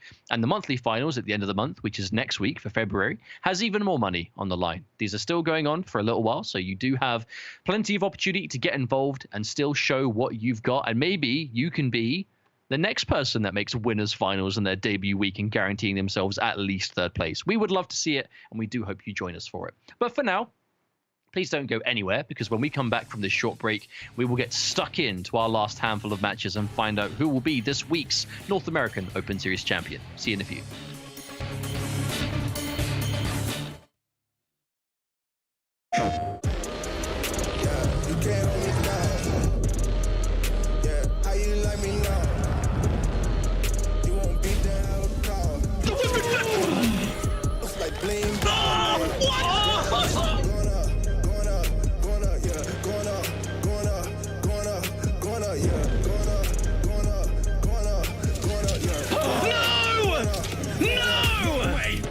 Jokes, no gimmicks, just combat.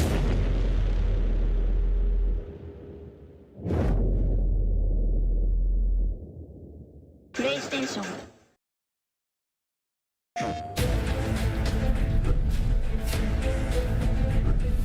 This is the Mortal Kombat character breakdown, Sindel.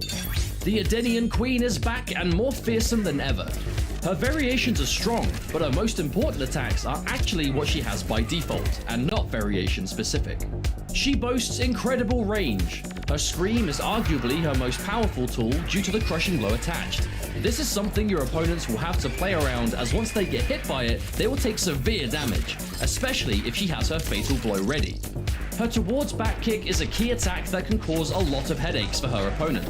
This cartwheel leads to a string that is completely safe and resets you back to mid-screen distance, allowing her to play an effective hit-and-run style. In addition, her towards back punch leads to a long-reaching overhead string, and her away back punch is a low attack that launches the opponent in the air.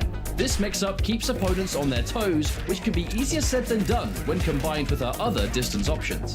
With range on her side, Sindel can absolutely be a force to be reckoned with. Low damage at first glance, but can explode life bars with the right resources loaded.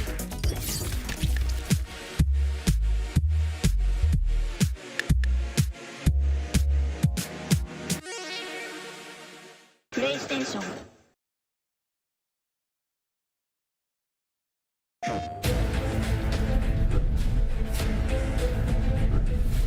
This is the Mortal Kombat character breakdown, Geras. Making his debut in Mortal Kombat 11, Geras is a big body character with fearsome attacks and abilities. Geras hits hard and has formidable strategies built around large combos or command grabs.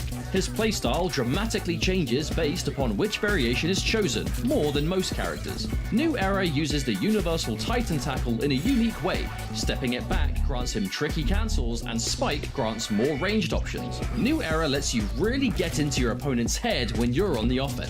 Infinite Warden grants heavy-hitting combos with bed of spikes. You'll lose the Titan Tackle, so you'll rely heavier on your basic throws.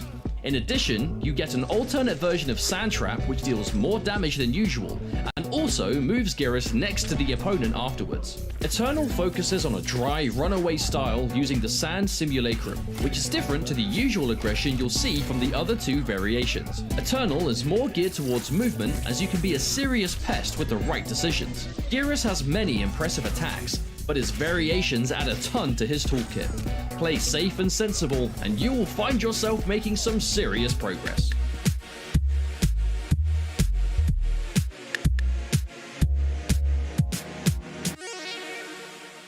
PlayStation.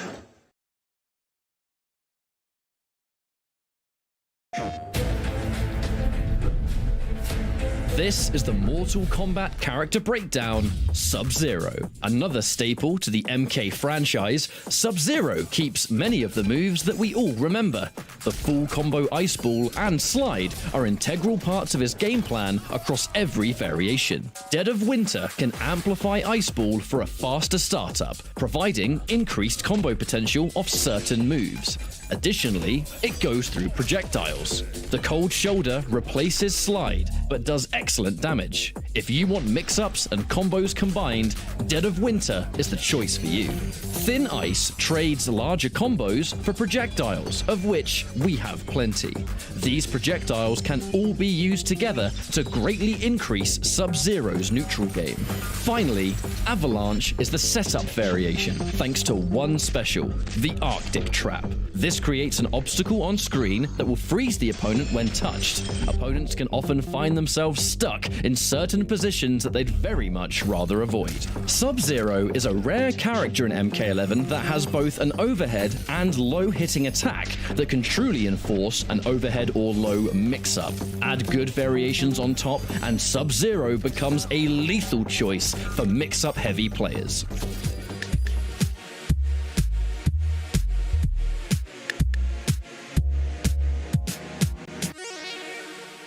PlayStation.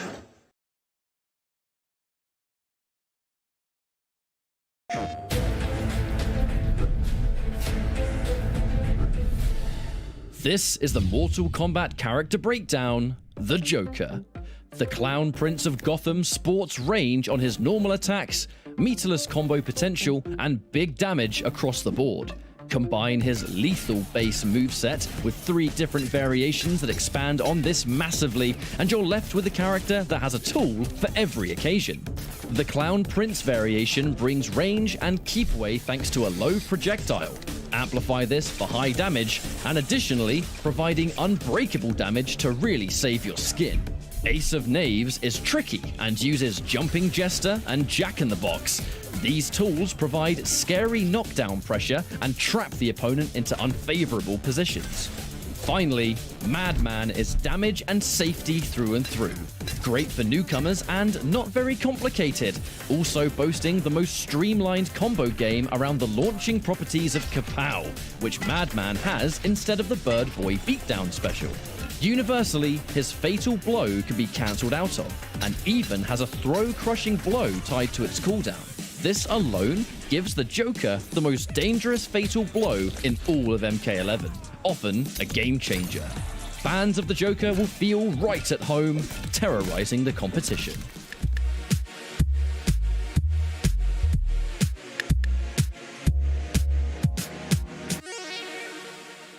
PlayStation.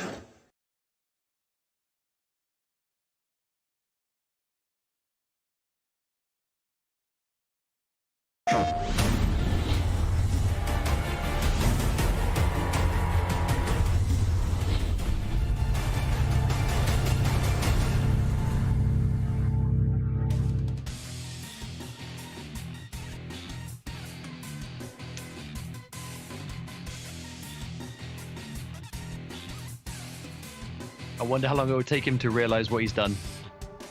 I didn't want to say it. I promise at one point I'm going to get used to this mute button. I'm going to get used to it, but today is not this day. Welcome back, everyone. You're watching the PS4 Tournaments MK11 Open Series Invitational, and what I was saying is, if you've just tuned in for the first time and you haven't seen the day's action before this point, you're not ready in your for the defense, matchup. in your defense, just quickly, I think most people watching this have seen us do this a couple hundred times by now, so they probably know what you were saying anyway. So I don't think too much has been lost. You've probably just gotten really good because we have the same voice because we're twins. I could have talked and you could have like mimicked it perfectly because we've got that twin link. I considered it, but on the off chance that you were muted to only me, as unlikely as it was, I'd rather not just start talking over you and be like, "Wait, what's this guy doing? He can't hear nothing." But anyway, like you were saying, it's been an interesting day, to say the least. Yes, and it has been, because what I was entirely building up to is that we have a Terminator making his debut in Open Series. Bio. And it's not Biohazard. Night Stalker 21. It has been a tiny piece of Aaron Black, but it's been Terminator all the way. The heavy lifting was done by Terminator. And then it's Biohazard who was able to get a reverse sweep against Mighty Unjust. And then Abyss, off stream, able to beat Breaking 3-2. So Abyss will be in the top 4. And we're waiting for the result between Mighty Unjust and Scorpion. Every time. Like, Breaking is just... Even though he lost 3-0 in the winner's side, like, Breaking really is a player that I am so impressed with. Like, his ability to just have better and better results against some of the strongest players in Open Series, it's nothing short of just really impressive. But you know, it is Abyss we're talking about, so definitely gonna be one to watch later on. But for now, it is gonna be winners finals time. Stalker. I hope we versus see Terminator. Biohazard. I really do. To be honest, I mean, we're guaranteed to see him again because he did win the semi, so we're going to see him in top 4 at least. The question is he against Ice Scorpion or Mighty Unjust? Regardless, it's going to be tough. But for now, it's going to be Stalker versus Biohazard. I would love to see Terminator versus Kano. I think that is a matchup that I don't think we've seen before in Open Series. I think we've seen Kano sparingly and Terminator even less. You know, like these are two characters that just do not get a tremendous amount of competitive play. Oh, actually, just sorry to cut you off, but I actually just got a prompt from production behind the scenes. Mighty Unjust 3-0 over Ice Scorpion just now. Wow, so I guess that means Abyss versus Unjust is going to be our top 4 match. Guaranteed. But for now, for the matter at hand, I feel like we're just going to see Bio go for the Kano Nation again. I really do, because this variation has just become his like comfort zone, and for good reason. You know, he has a lot of success with this version, but is that what we're going to see? Yep. And Dark Fate. Okay, no teleport needed. Because to be fair, Kano, quite a jump-happy character himself. Air grab probably going to be quite useful here, I imagine. So let's go. I guess it's a question of which is more important to you, the air grab or the teleport. I'm just really excited to see Terminator versus Kano winners finals. This is incredible. Hey man, 9 months into Open Series and we're still seeing stuff for the first time. I'm hyped. Bring it on. I don't even know what their intros are. I've never seen this matchup in my life. Have you got electronets or rocket launchers? I didn't say it. It's true. Not much of a cyber then. Plasma rifle. Oh, I thought he was going to go plasma rifle with 40-watt range. But he didn't see, pal. That's a good gun. Now there's the overhead. Now wait a minute. Terminator has a blender. Ooh, get hit by Wake Up Down, went into instant falls. Are you ready for Bio's blender? This is a beautiful. Oh, wait, he just gets clipped by a low. Now, this is going to be the element to what I think could be quite different here. So, up until now, Stalker has been really good at just enforcing offense. You know, really finding those hits, being able to get the confirms into, you know, really put himself in those favorable positions for the mix-ups. Now, Bio lives by that as well. So I think this is definitely going to be a game of momentum, and I do hope... There it is. There's the block. A flawless block, I should say. I was just about to say, I do hope that Stalker can get into the groove of being able to defend against Bio the way that Bio will be trying to defend against him. Nice air-to-air. And again, really prioritizing getting that backbreaker. Oh, waiting for the EX, but didn't happen. Or the amplifier, I should say. I've got to say, this is a brawl. This is just a straight-up brawl. Oh, he just ran up and grabbed the man. Oh, and the punish on the forward roll. That was a swift game 1. Now, I think, regardless of the scoreline, this is going to be a quick set. This could go down to game 5, and it's still going to be pretty quick. These are just two characters that are like that. You know, they are fast-paced characters. They don't do timeouts. They do damage, and they do mix-ups. And whenever you have a matchup like this, you are guaranteed fast and furious games. I tell you. But with the nature of this matchup too, you're guaranteed to basically be point blank all the time. So that's why you're going to have this constant like game of, you said it yourself, momentum. We're going to be point blank in this match. It's just the way it is. Now, this is where things change. So it's actually going to be Aaron Black coming out from Night Stalker. I wonder what the play will be here, actually. What's the game plan going to be? Because I think it's the same variation. Now, Aaron isn't a bad pick against Kano. It's a very different style of game, though. Aaron has quite an irritating neutral. But at the end of the day, like, when you're in, you're in. You are going to have a few more kind of like, I'd say maybe like sweep distance defensive options, right? The low profiling of the sweep, downpour, stuff like that. More confirmable buttons. Well, that was resource heavy, I suppose. Ooh, the chew up. Completely blowing through the up two. I guess 2-on-2-on-2 does hit a whole bunch of times. Now that I like that. If you have enhanced, locked and loaded, and cattle toss, you have decent damage combos. Because you don't spend meter on anything but the ender, but the ender is like a, you know, the amplified cattle toss does like, it's like 170 damage special. So if you end combos in that, you are doing a decent amount. I mean, look at that. Made my day. That's just a simple confirm too. Oh, this Aaron Black looking real crispy so far. Can't get over the gun that just looks like a toy. Take the dynamite. Now acid's gonna be a problem. Ooh, flawless block. Hey, instant jump kick. Now, this isn't actually the first time we've seen Stalker go for the Aaron Black today, though. We did see it used against Too Easy to seal the deal. Terminator took the game up 2-1, and then when we saw the swap to Sub-Zero at the end, we then saw Stalker go for the Aaron. Now, that's one thing Bio's been doing a lot. Bio has just been amplifying command grab every time it connects raw. Oh my goodness, speaking of connecting raw, the block late KB with a duck under. Big punish. But I feel like, again, that block late crushing blow, we've seen it twice in this top 8 so far. Once against the Mighty Unjust, and now against Stalker. Overhead again. Can't KB it this time. Ooh. And there it is, the amplified chip damage of that Veggie Mighty, just making sure that definitely kills. Final round. Fight. An important round here, though. If Stalker can get this one and tie things up, that's a lot of pressure off near the end. I'm really trying to keep Bio there, but no more. Nothing left in the rifle.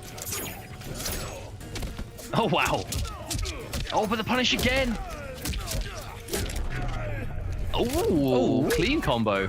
And there's the end. That's going to do damage. Oh, my goodness. Almost 400 damage. Aaron Black combo. Punished on hit.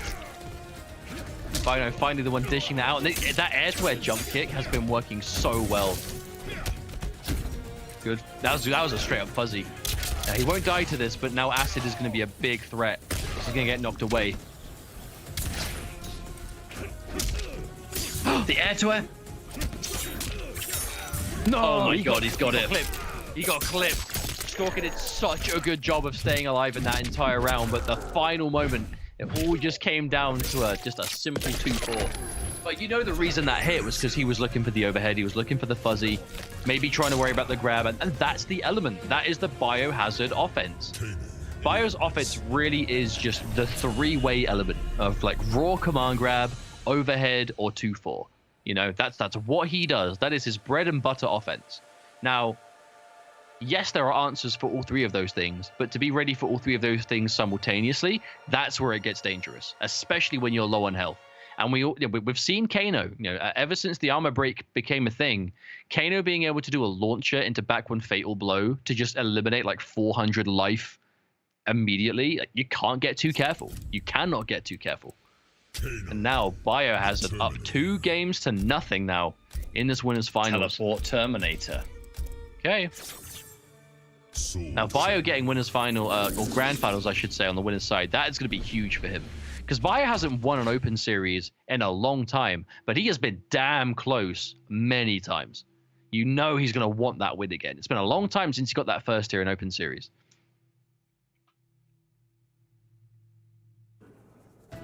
Now we've gone back in. The one difference here is no air grab and just teleport. So we will see. Oh god, that's so unsafe.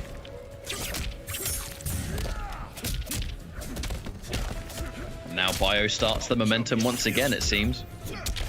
Bet you mighty. Oh, he's put the respect into him.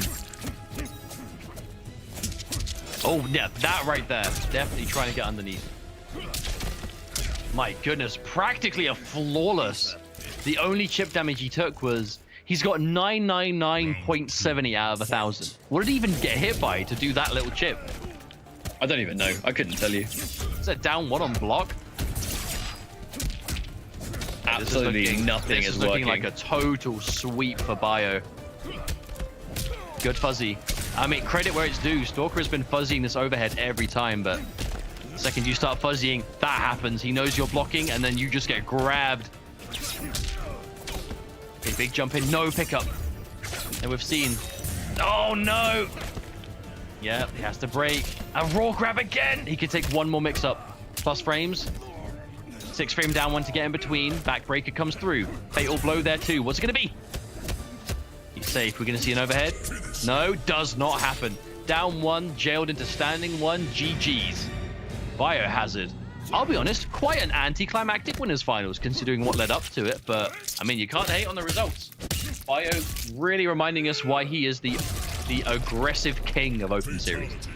No one really has that mix-up game to enforce quite like he does. And this is a stern reminder, I think, of just why that is. Of course, that does mean that Stalker is now just in the losers bracket. So by no means is he out of the tournament. We will definitely be seeing him for at least one more match today. But Biohazard, that's going to be a win he is incredibly happy with, I can promise you. To get that Grand Finals winner side, that ever apparent safety net, to just give you a bit of breathing room, especially for someone like Bio, right? Like he's played Abyss, he's done well against Abyss, he's done well against Unjust today. Like all 3 people left in the tournament, Bio has had to defeat. So you know that he is going to be feeling pretty good about himself right now. The only other opponents he has, he's already beaten in today's tournament. That combo was juicy though. That led to, what was it, just shy of 400, I think it was? That was super cool. But I think as well, like one of the big things that we kind of need to take away from that, Mustard, is that clearly Stalker is a player that thrives on like their own momentum and being super close range and just having this kind of like constant mix-up game. Bio does that better than pretty much anyone in the scene. And I think that Night Stalker just never had a chance to get their game on deck. And clearly, I think it's almost a situation they're probably not used to being in, because that Bio is oppressive, incredibly oppressive. And then we look at something like Terminator, where their wins came from being, you know, Terminator mix. The shoe gets on the other foot, and it's like, okay, I've not actually been here very much, and this is a very uncomfortable feeling, you know? Almost getting a taste of your own medicine, in fact, I suppose. But that's just the element of playing it's like I said, regardless of the scoreline, that was going to be a quick set. Because even if we did go down to a game 5, it's just the nature of 2 incredibly offensive heavy characters with that kind of high damage mix-up potential. But the difference we saw is Kano doesn't require any kind of build-up to do what he does. He just needs bar and he's going to be blending. Whereas, especially if you've got RB Backbreaker, kind of really depends on you having... you need to hit a handful of them first to really get that punchy offense properly. But we'll see. You know, we can see more from Stalker later on, as right now we go into our first losers bracket match of the day. It's going to be the Mighty Unjust versus Abyss. This is a match we have seen before. Does typically go in Mighty Unjust's favor, but the good thing about both of these players is 2 incredibly capable noob Cybot players. I think Unjust has played so many characters by now, but we still know has that incredibly reliable and strong noob Cybot that you can always fall back on, whereas Abyss really does specialize in the character. They play very different. I find Abyss is a bit more air teleport savvy, you know, much more about those reactionary teleports, which if you've got the launching version, obviously does even more damage, but is good at that style. Whereas Unjust, I find a bit more reserved, a bit more kind of calm, because that just fits the way he plays Noob Cybot a bit more. But the question is, will we even see that to begin with? Because Unjust is going to know that Abyss is going to be bringing Noob Cybot, most likely. So... Yep. Does he have an answer? Cetrion. Okay, I was thinking we could see the Shang, we could see the Cetrion, because he is the kind of person to know, I'm against Noob Cybot, what is going to work here? In this case, it could be the Cetrion. I think what I'm curious about here is that normally with Noob Cybot, we do see the seeing double plus launching teleport, whereas this is actually the variation we saw earlier, which is slide spirit ball and air slam. And this against Cetrion does intrigue me. I'm curious to see what Abyss brings forward in this matchup, because it's not one I've seen before.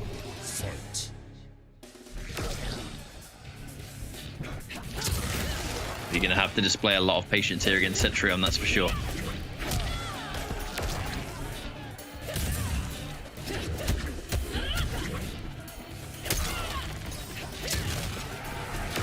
Noob Saibot versus Cetrion. I feel like this actually isn't a matchup we've seen be too unbearable. It's just very slow. It needs to be.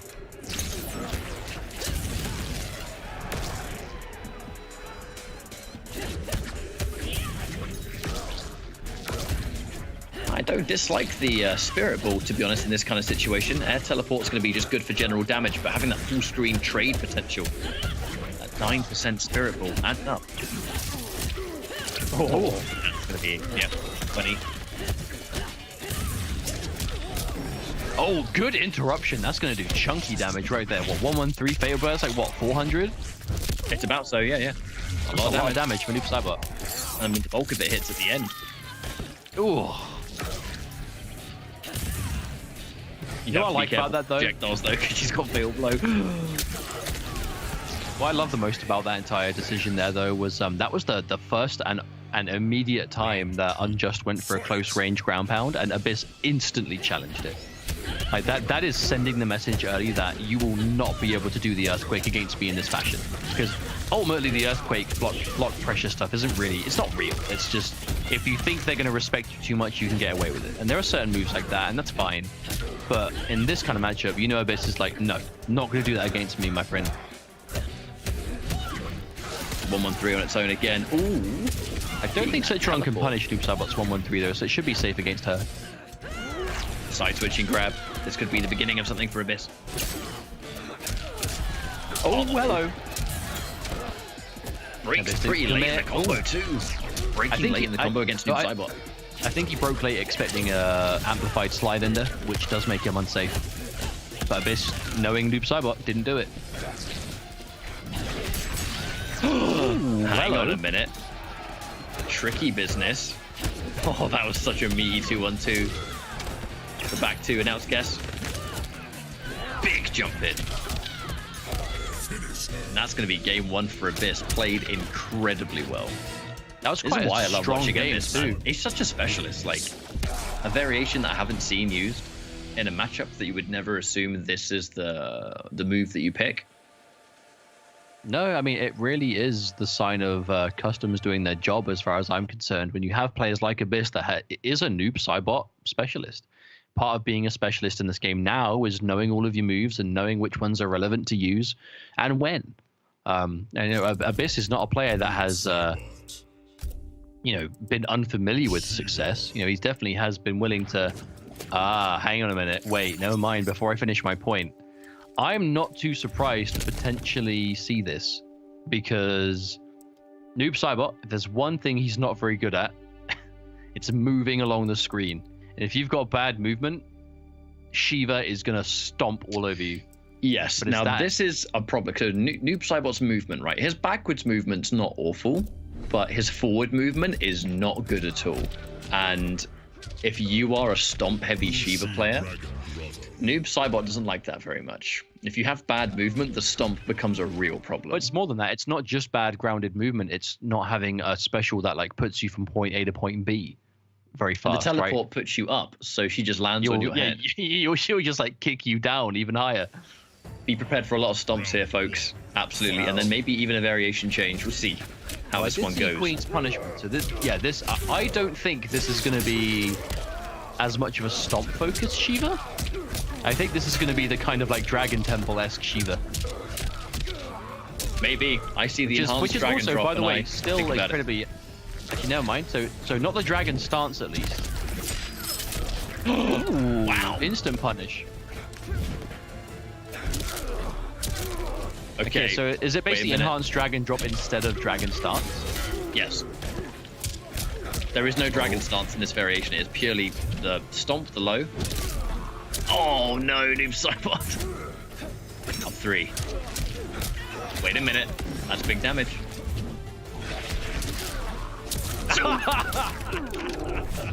You know, I said he goes up and she comes back down. I feel like he went up, reappeared, and then got stomped.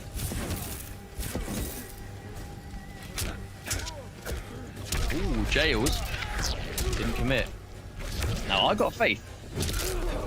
Oh, If there's one character in the game that is going to consistently struggle to avoid that on the ground, it will be Noob Saibot. He just does not move enough. there's the block on the overhead again. The flawless block. Ooh, knowledge. No, no. Had the flawless block, but didn't follow through with the right input. Oh, that's a shame. Oh, no. That is a shame. And you have to respect it because she has the armor break. Oh no, that didn't counter hit, so it's not going to KB. Oh. That's the second time. The problem is, Noob Saibot, he can't really get out of it. You know, that is the problem, is that his lack of movement makes him completely vulnerable to the stomp. It makes you wonder if, like, legitimately, I'm literally just like throwing ideas. You know that, I don't even remember the name of it. You know the movie he has where he throws his sickle to the ground when he's in the air and he teleports to it? Yes. It makes you wonder if it needs something like that just to avoid it. But then there's no way that's worth it for the one slot, surely. I mean, it really depends on what you take, because you can take that kind of game plan and it could, in theory, work. But again, it's something that demands a very specific answer. And even then, like, you never know. Yeah, And, I did say we know that Abyss. We know that Abyss does play Fujin as a secondary, and to be honest, Fujin, a very strong character in his own right and a great pocket pick to have. Also a character that I feel like from this point we're going, one character that can straight up not avoid the stomp no matter what, basically, is always going to have to struggle with it, versus Fujin, who has a lot more options than most at dealing with it. You know, Fujin can do wind kick in the air, on the ground. He can do early skywalk. He can do air tornado, and he's also got one of the fastest wave dashes in the game to avoid it. Like, he has a lot of options at dealing with a stomp. There's that immediate break. He does not want to have to deal with a debuff. Unfortunately, that choice is taken out of his hands. Now, Abyss on the back foot. Now, we're looking at Shiva. Without the stomp, or as much use of the stomp with its Fujin, we still have Shiva's mix-up again. And there's the whip, there's the punish. This is exactly what I'm talking about. Oh, punishable. Yeah, committed to the full string. Surely that wasn't intentional. I mean, it would have been a decent knockdown, because that is like plus $1 billion on hit, is that 4-3-1. Yep, there it is again, another punish. Winter buttons too. Abyss really wanting to get something working here. He has that fatal blow. Won't get a chance to use it though. That's going to be a confirm into the shield, and boom. Now that shield launcher from Shiva, one of the fastest charging specials in the game. I believe it's about 12 frames. I know it's really fast by like charging special standards, and it launches. We're already seeing the difference though, right? And how like when you have the options against the stomp, it becomes so much more of a risk reward that isn't in her favor anymore, but it requires that kind of ability to avoid it. But she doesn't need the stomp to be dangerous. Yeah, that's the entire thing. We're basically seeing elements of Meme Queen right now. Just strings, and now the stomp in the corner. Yeah, this is when you have just the low special, and you're using the built-in overheads of her strings as your Punish. mix-up. Big punish, yep. That's going to be it. Oh, no. Bit of a drop there. I'd say an opportunity, but this is going to be a hard comeback. Oh. Yeah, and there is that basically throw option select, right? That is, it's something that a lot of players do. You kind of just, when the opponent is in a situation that they might be able to throw, you kind of just tap block while blocking, right? You kind of let go of block for that split second, and because throws are highs and they're not active for very long, it does let people kind of like, you kind of just go from blocking and then it's like unblock block in like a frame or two.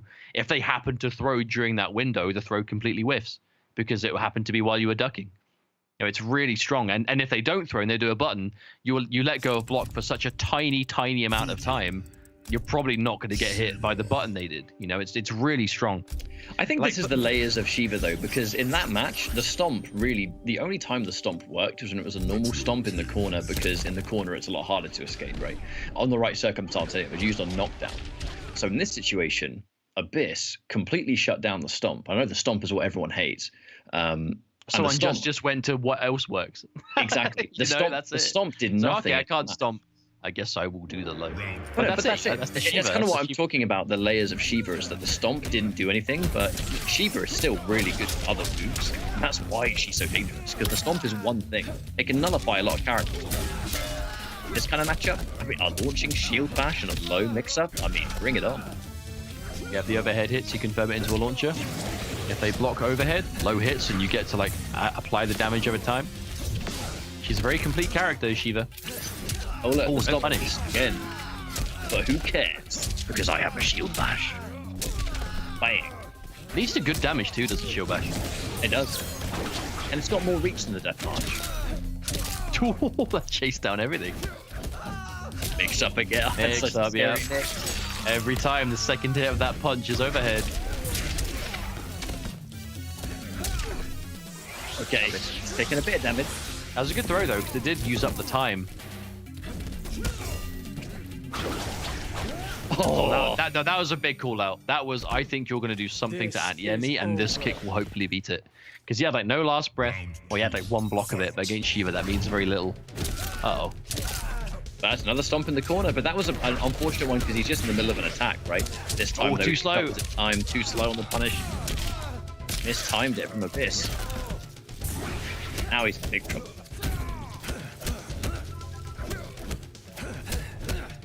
Wrong punish. Oh, no. Oh dear. Rare footage of that not connecting post-patch. There's like a certain range that it still can have that issue. And again, now Unjust is just blocking and waiting for the dive kick. Unjust is looking, oh my goodness. Crushing blow. I actually don't even know what that crushing blow requirement is outside of armor break. I don't think I've ever seen it crushing blow outside of armor break before. Oh, dearie me. Just, yep. The Shiva effect. And that's going to be it. Really well played from Unjust, honestly. I really am not surprised that he is... Again, yeah, we did talk before about how Shiva is definitely a bit of a bandwagon character right now, but it doesn't mean that's like not for good reason. Like the enhanced drag and drop really is the biggest problem that people have with the character right now.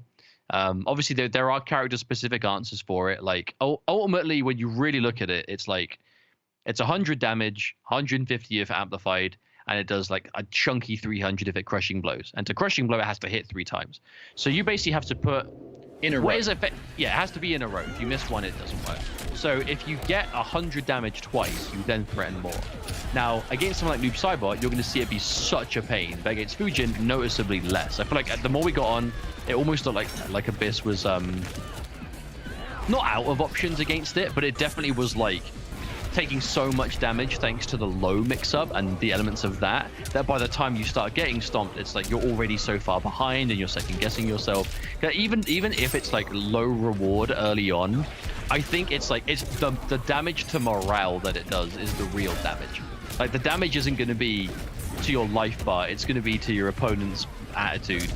Because it's definitely the kind of thing that once you've been hit by like 5 or 6 times in a round, it's like, oh, can I get away from this? What can I do? And then when there's so much of the game going on in between it, especially for someone like Unjust, right? Unjust is one of the best players in the world, and I will definitely believe that for good reason with what we've seen over the last year.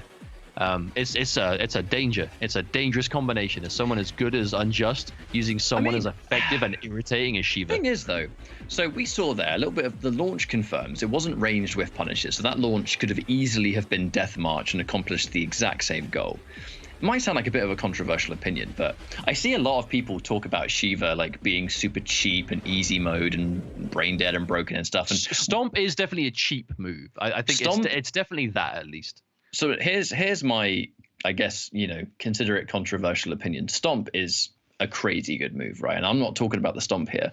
When we see Shiva win through just pure mix-ups alone up close, and the Stomp has pretty much no bearing on the matchup, we're pretty much looking at Mean Queen. We are looking at what Mean Queen did back then, because Mean Queen was overhead grab, low grab, and death march. It's the exact same layer. So in theory, you could pick, without the Stomp having as much of a bear in the matchups where it's nullified, that is just Mean Queen.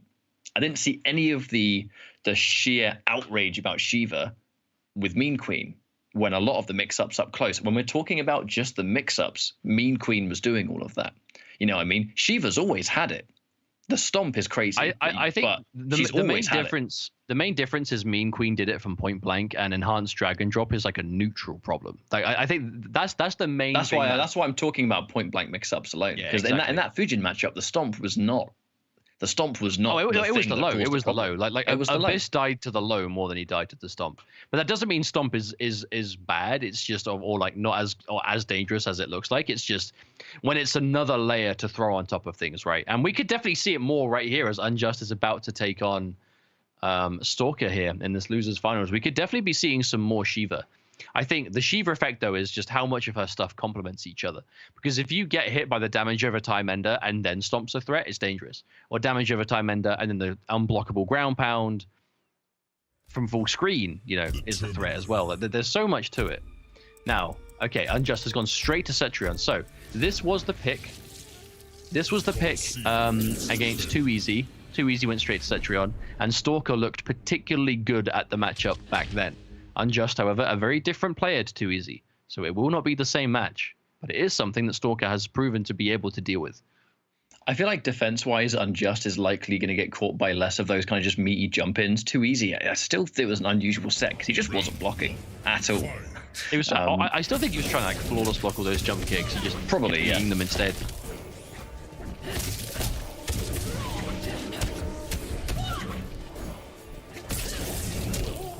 There we go again. Down 4. Now, the factor. Oh, okay. Dash and launch. Now, what's the mix-up? Wake up button press. KB. Not quite. Not quite. Not quite. Whoa, tries to teleport out on block. Okay, I haven't seen that before. Nice confirm and the recapture.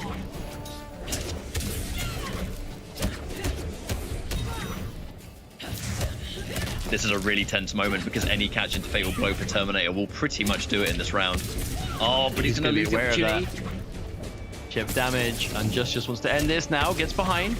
Oh, but the down 1 tornado. Now, the one thing that I think I see more from Unjust than any other Cetrion player is Unjust lives for the tornado. Like, he is the tornado Cetrion if ever I've seen it. Oh, and there's the big punish. Missed the first hit, but doesn't matter. Still gonna get most of this damage out.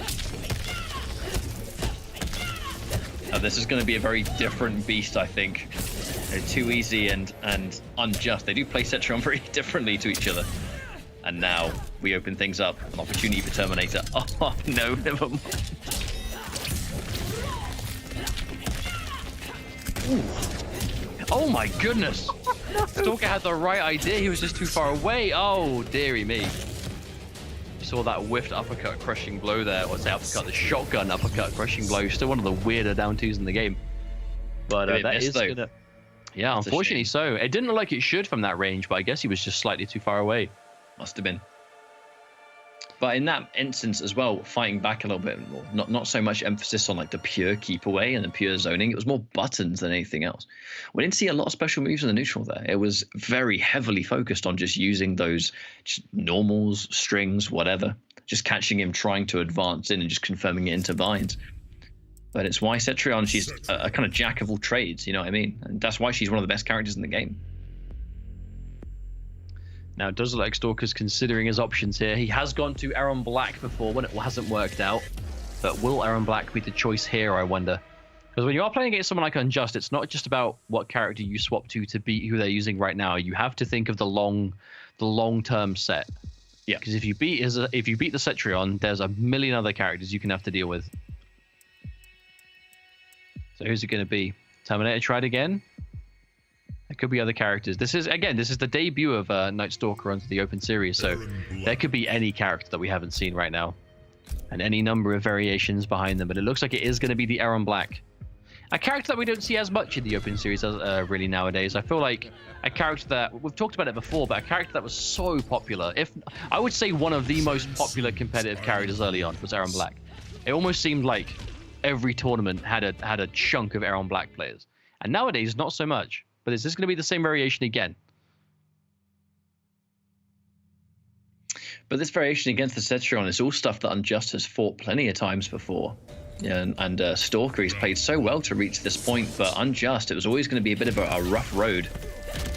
Matchup-wise alone, but Unjust winning that first game, giving him that kind of matchup advantage, if we even reach a game 5.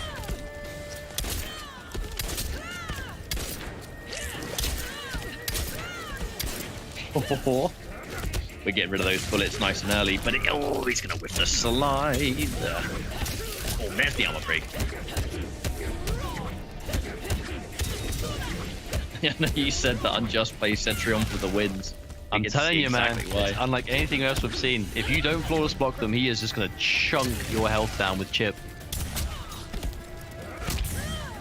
Oh, raw slide. Oh, hello. Out of bullets. That's a punish. I think it was worth a try. It did look a little bit desperate, that fatal blow, but I feel like when you get a decent amount of damage like that in quick succession, a fatal blow is a good way to be like, oh, hang on a minute, wait, the round's almost over, without even realizing it. Oh, hello. There's the next layer.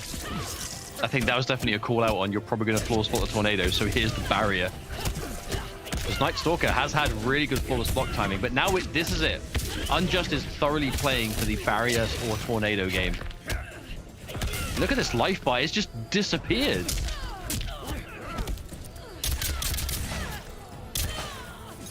Now, can you make this much of a comeback against Unjust with what he's currently doing? That's what I'm curious about.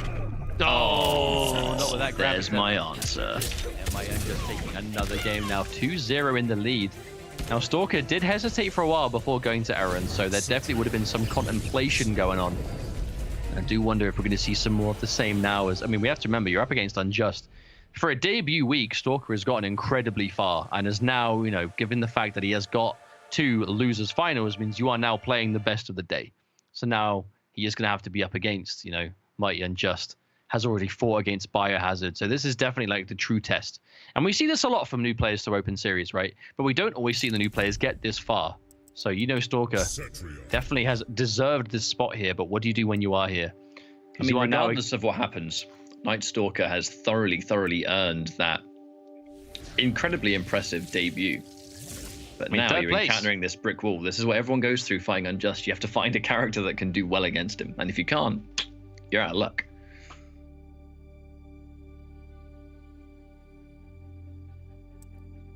And I think Knight is looking at one, but we see the Kano for the first time, but it feels like it's just out of, I don't want to say desperation, but it's out of options. So now we'll see what the Kano brings. I definitely wouldn't say desperation, because if you're looking for a character to pick against Cetrion when you're down 2-0, Kano is not the desperate choice. I think that this could just be a comfort thing, as we're seeing Manhandled, Command Grab, and Chemical Burn. This is a very tried and true Kano variation. Kano is a character that we have on the the answer list for Stalkers as a character that enjoys. So this could just be, I am comfortable with Kano and we're going to give it a go. Because I feel like Stalker's approach with command grabs with like Terminator and even Aaron Black have both been very good. Like clearly he likes command grabs in general, whether it's the cattle toss or I'll be backbreaker. And the mind game of how to apply a command grab is kind of universal. Never misses that option select, by the way. That is what makes picking Kano against Unjust quite a danger, though. He is so good at those universal like option selects, timing wise. It's just so hard to open them up. And you've been playing against Biohazard week after week, that it's going to be hard for a lot of Kanos to make him sweat. And that's a match point for Mighty Unjust. Quite quick fashion as well, I do say. Round 2, fight. So you might be lining up to have... Oh, but that was a counter hit. Oh, the second that Unjust knows you're going to be blocking because he sees he stuffed your button, he's like, right, I stuffed you last time, you're not going to press this time. Oh my God. And that preemptive standing one, he knows you're moving in. Unjust knows what you're doing before you do. Backdash. Oh, the chip is insane. The Kano ball to jump in. But really not a lot of chances to land sufficient damage here for poor old Stalker. Knockdown, all right. We need something, anything at this point. Back to back. All right, hang on a minute. Oh, there it is. And Mighty Unjust, in dominating fashion, could be moving on 3-0 to fight against Biohazard to get the run back. I feel like whenever we see Unjust and Bio playing against each other in a week, it's like, okay, cool, but how many times are they going to play this week? Will it be once or will it be twice? And so often is it the latter, it seems. As for another week yet another week we're going to have Biohazard versus Mighty Unjust in the grand finals. I wonder if this is ever going to be something that we stop seeing. I don't think so. I mean, with the level of talent that we start to see constantly entering Open Series, I find it to be even more impressive that it consistently remains these two players at the top. Because Bio, he's been here in the Open Series for a long time himself. Unjust might be the original, but Bio has been here for many months, getting used to the competition as well, and just going from strength to strength, pulling off that reverse sweep when they fought in winners. Bio having the grand finals winner side advantage, so that kind of begs the question, can he pull off a win today? Well, that's what makes me curious, because when Bio won today, like, it was one of the quickest sets we've ever had in Open Series in every way. Like, Unjust went up 2 games in dominant fashion. Like, it was a turbo 2 games, like, without question. And then Bio just as quickly took us to a game 5. Like, it literally felt like a 10-minute best of, like, actual full 5 games. So we could definitely see elements of that again, but it depends. Regardless, I'm looking forward to watching it, because this is something that I always get excited for, because it's always a good match. It's always really interesting to see how the development kind of moves on. I feel like when it comes to like character choices, the experimentation has kind of taken a bit of a standstill. I think we kind of know what characters to expect. It's just a question of what order. And now Biohazard with that advantage, man. I think if he has any opportunity, this is like that comfort zone, right? And the momentum-based Kano, he knows what variation to pick. I think Unjust might go for a different character, though. That's where I think we're going to start to get a bit different. I think Bio going for the Kano Nation Kano, with the Vegemite, is pretty much guaranteed. I don't see him going anything else, unless he wants to try something because he has the winners finals safety net, which is something we do see. But if you are a momentum-focused player such as Bio, the last thing you want to do is waste your momentum by trying something new. I think that there's definitely different levels to it that Bio's going to have to consider, and kind of go from there, really. Regardless, I am expecting Kano versus Sub-Zero for a portion of it. The question is, how much of it? I mean, that's we saw the Sub-Zero come out, and it just didn't really get an opportunity to do anything, right? It almost felt like Unjust was kind of just swinging out that forward 2 that was blocked every single time. And that was all she wrote. So, like we said, the development of the set, I think that Bio going in with Kano is a fair, but I think it'd be weird for him to pick not Kano with how well it's been going for him today. Considering he made another crazy reverse 3-0 comeback specifically with this Kano variation, I don't see him changing. I just don't. The people favor Bio. Yeah, the people back Biohazard every time. You can say I'm people's saying, man, people's champion. Like that, I am the people. Bio has been one of my favorite. There's been one of my favorite players to watch for so many years, and he's just, there's something like consistent about the way he plays across every NetherRealm game that is that same layer of hype. I think it's a combination of like character choices and his style. Like no one plays like Bio. Like Bio has his own unique grasp on the game, and that's it. I told you we weren't going to see the same matchup. So Kano versus Shiva. Now this looks like it is going to be the Shiva variation that Unjust has been playing. So you got the Shield Bash. No, Dragon Stance. Oh, Dragon Stance, Enhanced Drop, and the Low. So this is maximum annoyance. But it requires Bio being as mobile as he is in the Vegemite. I'm actually curious to see what kind of edge he'll have here, because no doubt he's played this matchup a lot. It's very popular right now. So I imagine that what we will see though, so this variation of Shiva, if we see a drop or we see the low, both times it is going to be every time amplified, because there's nothing else to spend bar on. Like you're not going to be launching, you may as well spend your meter. Oh, okay, we're getting there. Oh no, amplify this time actually. He's in the corner. Uh-oh, he's hit 2. Oh dear. KB? No. It would have been KB, but he doesn't need to. Hits it back to back. Now in the corner, it starts to become a completely different beast. Using a Dragon Stance up close, that is a risk now. With the extra 2 frames of recovery does make it way easier to interrupt. Okay, so if you delay and guide towards the ball, it looks like the Black Dragon Ball doesn't actually move you that far forward. Well, not far forward. It doesn't actually get you out of dodge so much. I think you almost have to delay the ball. And the stomp begins. Oh my god, he actually got down one off that. Oh, there it is. A wonderful hard read. Looking for the armor break. That would have been so much damage.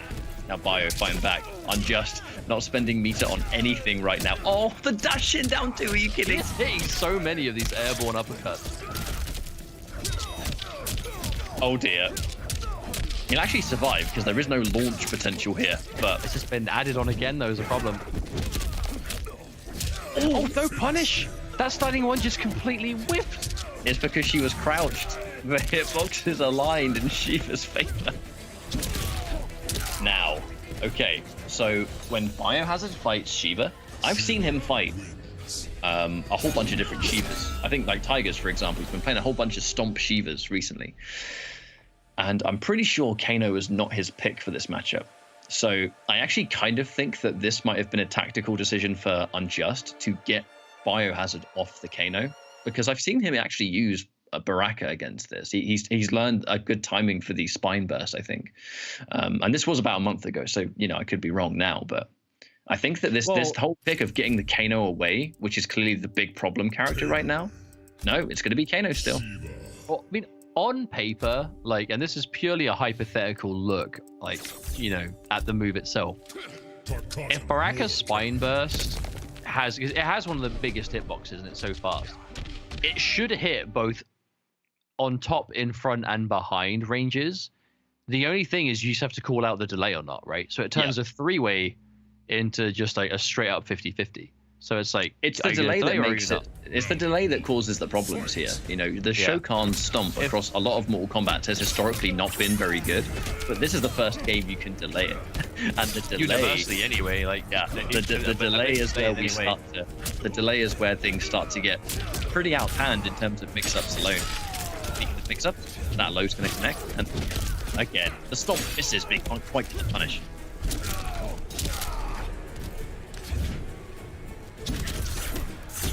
There it is, but again, Bio's doing a good job of avoiding it, but he's just not. Oh, hang on, that connected? That was a lot of damage.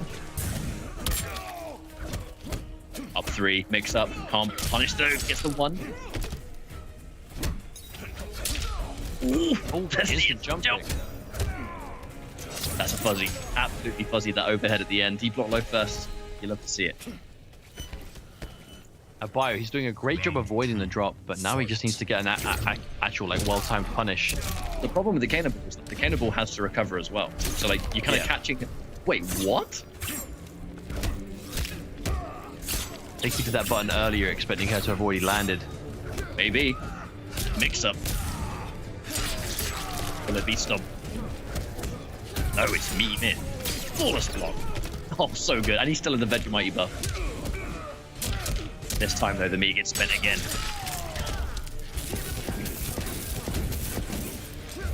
Holds blocks when he can. I like how Bio's trying to use at the forward three. He's trying these quick movement options to avoid. There's another punish. There's big damage. 300 gone, just like that. He punishes the stomp now. And now she's dead. That's it. It's over. He's got it. Playing the matchup really well, it has to be said. But that was it. No, like Bio played that matchup exactly the way he needed to. He dodged 2 dragon drops, did 300 with one and 437 to the next. So he literally did like, what was that, like 74% damage almost, just because he dodged 2 dragon drops. Like that is the element of the Shiva game. Like, it is so weird to watch it when she is literally just stomping all over the place and she's like, you know, trampling all over people, and she's doing like. The reason you see so many drops in one round is because it takes her a lot of drops to kill you.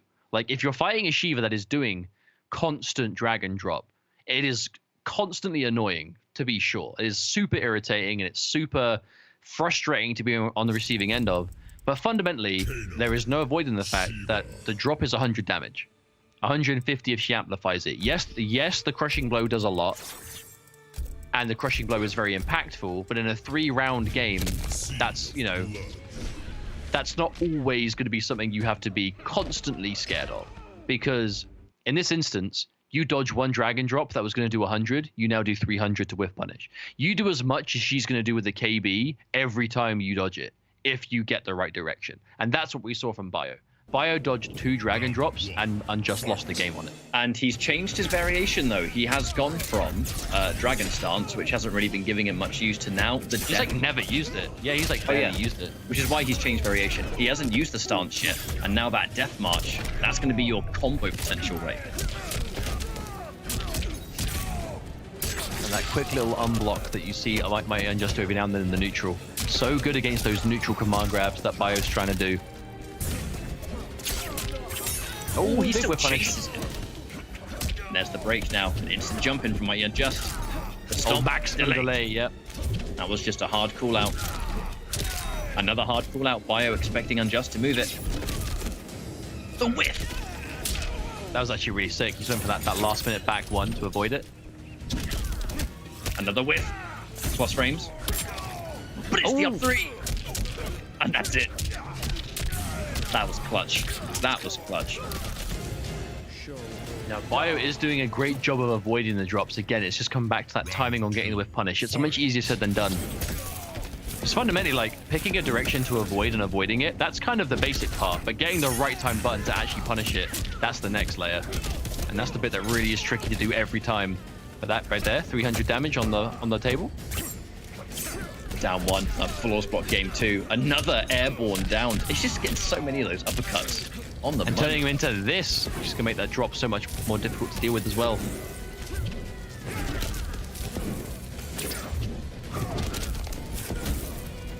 It would nullify it, but he's not getting any punishes yet. Now, there's no counter hit there. If it counter hits a low poke, that's where the crushing blow comes from.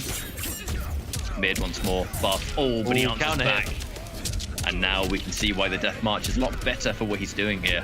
Full combo. Oh, is he alive? Barely. Ah, he put himself minus. He went for it. Again, the second you get that fatal blow with Kano, that low becomes such an attractive option due to the guaranteed damage you can get from it. Another win on the board for Mighty Unjust. A very interesting match, I think, between Shiva and Kano here. Because it looks like Kano does have solutions to avoid. It's just getting the punishes in time that seems to be difficult. Like, he can make the drop whiff. It's just making it whiff and punishing it. Kind of getting both consistently seems to be quite difficult. But obviously, this does mean that now well, Unjust that's the is element where it's a reset. bigger risk. If Biohazard is banking on the more sort of reliable punish approach, he has to go with his dashes, and the dashes are more prone to getting stomped if you just don't guess right, you know. That's all there is to it. But at the same time, it's going to be Kano again. Same variation? Yeah, it will be. Yeah, making sure he had the right variation for hand. I mean, Bio doesn't look like he's not comfortable in this match, honestly. I think all things considered, he actually looks like he's playing the matchup really well. I think it's just the quick timing. Like, the second he starts getting proper whiff punishes on these missed stomps, that's when we're going to see him do a lot better here, I think. Because he's not even doing bad. It's just, you can see that's clearly the biggest thing that's coming down to this. Fight. Now, this is going to be reset game for Unjust if he can get this. Oh, thrown out of the startup of Dragon Drop. I haven't seen that in a while. I mean, Dragon Drop out of plus frames, I've never... that's a first. Was it MKX Goro? Okay, the blender. VE back 1 as well, because Unjust, he's been very disrespectful on defense. Oh, big trip guard. Wonder if Bio tried to go for a cannonball on whiff. He does that a lot. Like a whiff an early jump punch, and if it doesn't hit, he'll cannonball to kind of keep himself a bit safer. Oh, there's the cancel. Things getting tricky. Not something we're used to seeing with Shiva, to be honest. Oh no, that might have actually messed up his cannonball input, by the way. He did a back 3. Yeah, he definitely tried to cannonball. Or maybe forward 3. Cancel. He's cancelling in situations. He's cancelling in positions where there's a 50-50. This is really smart. Oh, and Bio. Bit of desperation on that wake-up fatal blow. Completely whiffs. And now that's going to whiff again. Biohazard swinging a bit too hard there, and the stomp's coming through. Reset point now for Mighty Unjust. Round 2. Fight. Oh my goodness, that just connected raw. Oh, one hit. He was ready to punish that on hit. I almost wonder if Unjust was just holding down, like, hoping to get hit by a down 1, because he was very prepared. Another low. The 1-1, that's just not the punish. He keeps trying to punish with 1-1, but it will not work. I guess you have to, like, forward 1 in that instance. But either way, he's getting a full combo for his troubles, and here comes even more of it. Unjust on the verge of resetting this bracket all overhead. Big all right. I missed it. That was the round. That was the round, but he missed the back one. A tragic drop here for Bio, and that's going to be a reset bracket where we go all over again. Yeah, that's going to be a heartbreaking drop there for Bio to miss that back one again, because it's definitely easier said than done to get the timing that you can guarantee the back one into the fatal blow. Like, it is tricky, and in the heat of the moment where you know the game is riding on it, like, it's difficult. It really is. But Biohazard going to be now sent to that losers bracket, where now that we are reset, the bracket is reset. We are 0-0, and now we're going into one final best of 5. Now, I will say, as constructively as possible, and I'm not just saying this because I'm a Bio fan, the main thing that I dislike about the drag and drop kind of mind game that exists because of the enhanced one, I personally think it's very ugly. I respect it as a strategy because I know obviously like there are meant to be different things in different games that you can do and things that are effective. And to be honest, it's like you said, the Shokan drop has always been a bad move. It's been bad for every game. Pretty much every game it's ever been in. It's not been a good move. Like in most games, it's the Shokan goes up, they go down, and that's it. There's a set time to it. They might be able to guide it left or right, but usually because it's a set time, 99% of characters can punish it every time without fail. It's a big, no pun intended, pub stomp move, which I think existed to like hit people that just didn't know what they were doing. Now, because of purely the addition that you can delay it, just the ability to delay it throws that ability out the window to punish it consistently all the time, which has allowed for it to be so prominent. But this right here, this is where things change. So a character like Baraka has such a gigantic airborne attack that covers well, not even airborne, but it covers the air by itself. Will be a much better tool at dealing with it. But obviously, it's going to force Bio into this kind of like counter-picking game where if he wins with Baraka, I imagine Unjust will change. But fundamentally, when the drag and drop in this game works, it is a very ugly match to watch. And I don't know if I'm a fan of watching it. Well, either way, back to this full screen game being played, the stomp, a big risk, the back-to-back, the trade, but a trade that benefits Bio. It does more damage for him. If it trades like that, I wonder if it still counts towards her crushing blow. Because it still hits, right? The thing is, I said right at the start of this set that Bio has been practicing a lot of Baraka for this matchup. I think that going with the Kano was just because the winner's Baraka safety. I really think that's what it was, because the Baraka tends to be his pick for Shiva, and you can see why. I mean, he's looking night and day more comfortable with it. That plus on lockdown 4. Now Unjust stuck in this corner. Thoroughly. Oh, the tick through. Now the fact that actually connected though, I think speaks volumes for how. Oh my, that's it. Now I think the fact that Bio actually connected a proper like. The fact that he connected a proper tick throw there, I think speaks volumes for that Unjust was definitely less comfortable with the Baraka than the Kano. Oh, it does. So I talked about this at the start of the set. I said this at the start of the set, though, and that's pretty much exactly why. I think the Shiva was used to get the Kano off Bio. Win the first game, have the last character pick if you need it for a game 5, but get the Kano away, because the Kano was the problem. But now he's gone Baraka. You can kind of see why the Baraka was always available to pick, why I was expecting it in the first set. Surely not Shiva again. Yeah, and now he's going to change. Oh, stick with Shiva. Nah, he's brave. He is thoroughly brave. Maybe just a different variation. Maybe one less about the stomp. Okay, this one I think has dragon stance. I think it's got the stomp though. I think he's got the stomp here. I still think just because it has the but just because it has the stomp doesn't mean you have to use the stomp in the same fashion, right? Like yeah, dragon stance is here. And tremor. I feel like this is definitely more about the full screen game with the stomp than it is anything else. But at the same time, of all of his characters to fight Baraka, Shiva with Dragon Stance and Tremor is still interesting to me. He must just really want to play Shiva for this matchup, because the Unjust that we're used to seeing wouldn't pick Shiva for Baraka. He'd pick Sub-Zero. I was actually expecting Cetrion, because Cetrion Baraka is like one of the best matchups in the game. He'll go Sub-Zero sometimes, he'll go Cetrion sometimes. I mean, he's won with Jackie as well. I mean, there is that. Oh, armor break. Damage. Lovely flawless block. Now he's going in for the cancels a little bit earlier than normal though. It's going to mess up the timing. Even though the frames of recovery have been added, he is keeping it unpredictable. Yes, the Dragon stance game in general has changed quite a lot, where in the most recent patch, they basically added 2 frames of startup to Dragon stance. So you go from going in the stance to throwing your fireballs 2 frames slower, which doesn't sound like a big deal, but most characters could like get a down 1 to trade with perfect timing off of the best buttons to go into it. Now you just straight up beat the stance if your timing is correct. But now it means that the Shiva player, if they want to go for like close range Dragon stance cancels, they have to do it off of different buttons that might not grant the same reward or have the same kind of like safe options against. Yeah, That's big damage. big mid-screen challenge on the damage down anyway one. for this variation. This variation, Interruption. Spine Burst. Yeah, Spine Burst loves corner damage, but doesn't know that much about mid-screen. But I gotta say, the second you get a life lead, that's where the Dragon stance actually cannot trade favorably. It's a really good tool if she has the life lead, but if she doesn't, all right, Spine Burst, that's gonna shut it down. The second it wasn't amplified, I'm like, I know what's gonna happen here. Looks so good too. Ooh, takes that 18% though, looking for a flawless block perhaps. Now, a life lead is going to be crucial to this matchup. If he gets the life lead here, you're not going to be able to play this full screen game. The Dragon stance is going to do nothing. But the Tremor, that's not working either, because it's just losing to the Blade Spark. It's the Blade Spark is too fast. I feel like Unjust just isn't quite able to make it work here. Now, the Dragon Stance, if it does connect, is going to be like 180 damage fireball, so it will be good. Oh, Ooh, that's big bad though. snap. Losing the bar Amplify for getting that. sleepy.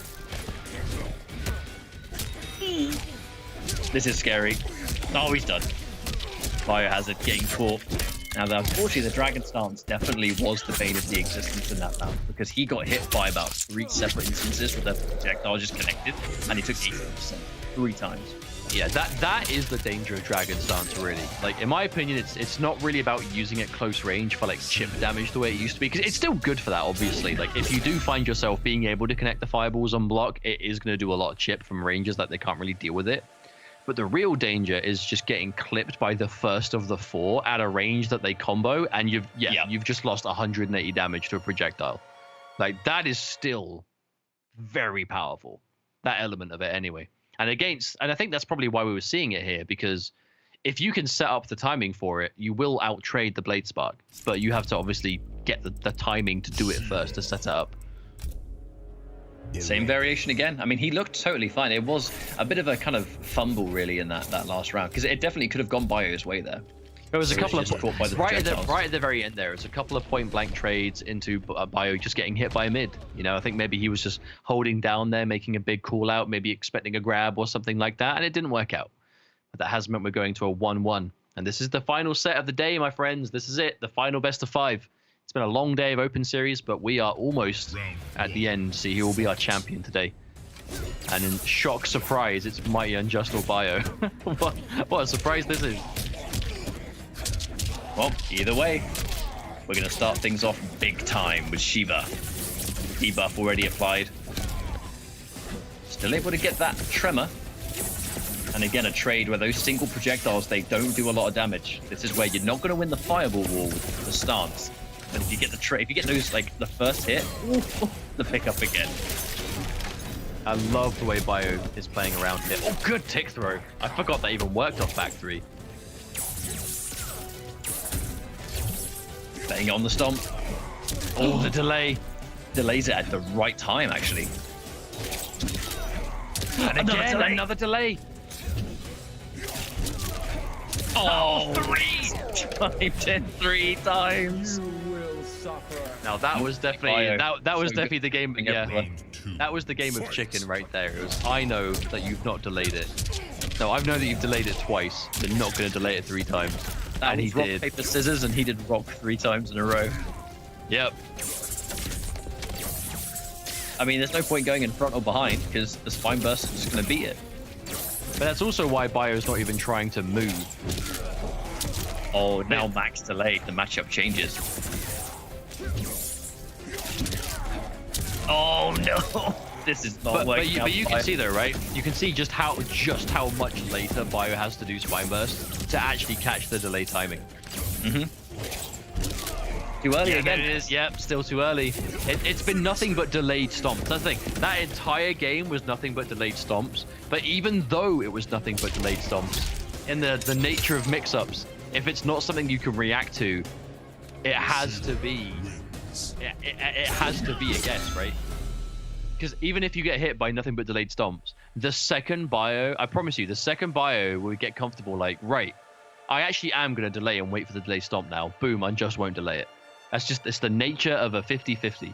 You know, sometimes you'll get it every time, sometimes you won't. That was the first time since we're seeing the Baraka where the stomp was noticeably, I would say, the biggest part of the match. But that was just the game they were playing. Unjust realized that he was getting damage from it. The crushing blow was there, ready to be spent. It was like, right, let me just get a couple of these. And now, yeah, Bio's actually gone straight back to the Kano. I agree with going Kano at the end here because I think the Baraka could definitely win in this matchup. But the problem is that would then give Unjust the final counter pick. And Unjust would get to go to Setcher on Baraka, and that just isn't worth it. I think Bio's best chance is going back to Kano now, maybe getting this game with Kano, and then now that... I mean, Unjust doesn't have a character he can just go to beat the Kano, right? It is consistently the one that gives him the biggest problem. So Bio needs to go down with this character, so he's the hardest to kind of counter pick. There's the immediate whiff. And the breakaway too. And even with the breakaway, though, Shiva still taking more damage than the stomp would land on its own. That 14% breakaway being lost. Now Bio able to fight back to definitely somewhat of a second win here. Oh my god. Didn't get a chance to spit. I almost wonder if Unjust is going for so many of those kind of like throw ducking like OSs that it's actually like letting go of block and blocking again is kind of counting as the block late when he gets bonked on the head by the overhead. More of the dashes working out. Oh, we didn't see a follow-up. Wow, never mind. There's the, again, big punishes on the dragon drop. Adding up together. Oh, the call out on the forward. There's the stance. It does create these awkward situations where you try and interrupt and then you get hit by that immediate back one. The debuff into Tremor. And now we start to begin. The stomp didn't work at all in the last round, but it's still working wonders in this one. Overhead's not going to work. The block late KB's gone as well. Always going to be a bit of a bonus though for Kano dedicating to the overhead this time. Oh, yeah. Not correct. Now that's a bad situation to be put in here, Bio. Ooh, tries to forward 3. I like the way Bio's moving with buttons, so he's not taking as much damage for damage over time, but still going to happen. Mighty Unjust now. Tournament point, the Shiva maybe being the pick in the end here. We've got the reset with the Shiva, a couple of variations. Now, will we see the full tournament win? There's a flawless block. Trying to interrupt again, but it's just mixing it up so much. Those extra 2 frames don't mean as much as they would. Uh-oh. The flawless block, still ready. Oh, there's the anti-air. That was clean. And now we're starting to play that full screen game. The stance. Unjust, he went in front there, but lost 300 damage for it. Now we're pretty even here. Jump in. He's putting his life on the line with these. He really is. Instant jump. Oh, dear. It's not the first time I've seen Bio do that. Whip an instant jump 2 into full trip guard from Unjust. Stance. He gets it. That's it. Bio found it. I wonder if know Unjust... why. I mean, I He wonder was if expecting a jumping grab. He was looking for jumping grab. Yeah, I was going to say, he was probably just ducking, right? Bio, that was just a straight up standing 2-2. And Bio is staying alive. Now, this is exactly why going Kano here was the right choice. Because if he's stuck with Baraka, he would now be in a situation that Unjust could go, damn, I've only got 1 game to win and he's stuck as Baraka, Cetrion, or something like that, where Baraka has those kind of rough matchups. But the fact that Kano, or Bio, went back to Kano, despite it maybe not being as favorable at dealing with the playstyle that Unjust is going with, maybe.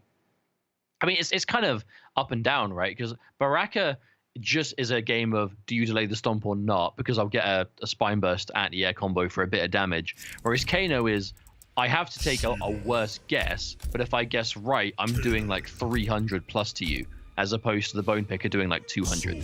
I really like his choice at the end there, though, where jump in command grab was something that Unjust was scouting out a lot. And in those final moments, the reason Bio, he jumped into an easily confirmable 2-hit because he wanted to do jump in, you duck, I hit these 2 buttons, and then I fatal blow. That's exactly what happened. but it's Shiva all the way. Who's it going to be, Shiva or Kano? The people are rooting for Kano. I've always got one eye here on the chat room. Oh, just a raw connection. Immediate break. I mean, that could have been an armor break, but that's why there's definitely a kind of mind game there. Oh, wait, hang on a minute. He hasn't got the dragon stance anymore. He has swapped it with the death march, I'm pretty sure, as we saw that at the beginning. Oh, big whip plus frames. Oh, counter hit. Full pickup too. That was a decent chunk of damage to catch that jump out. Oh, there it is. Wait a minute. This is Bio in final game where he pulls out all the mix. Again. Oh, and the amplify. Biohazard now finds himself on tournament point. I think maybe for the first time in this grand finals. Round 2, fight. Now, what's it going to be? Pop the Vegemite. What? Just a full screen Kano ball.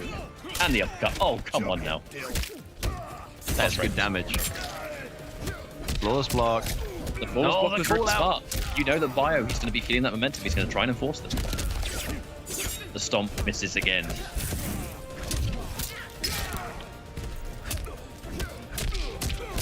And again, Bio. Yep, just not getting the right ball out. And back two is absolutely mixing him up. A true 50-50.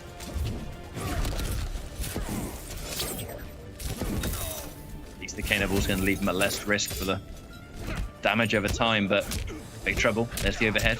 Again, just not able to guess correctly. And it is a guess.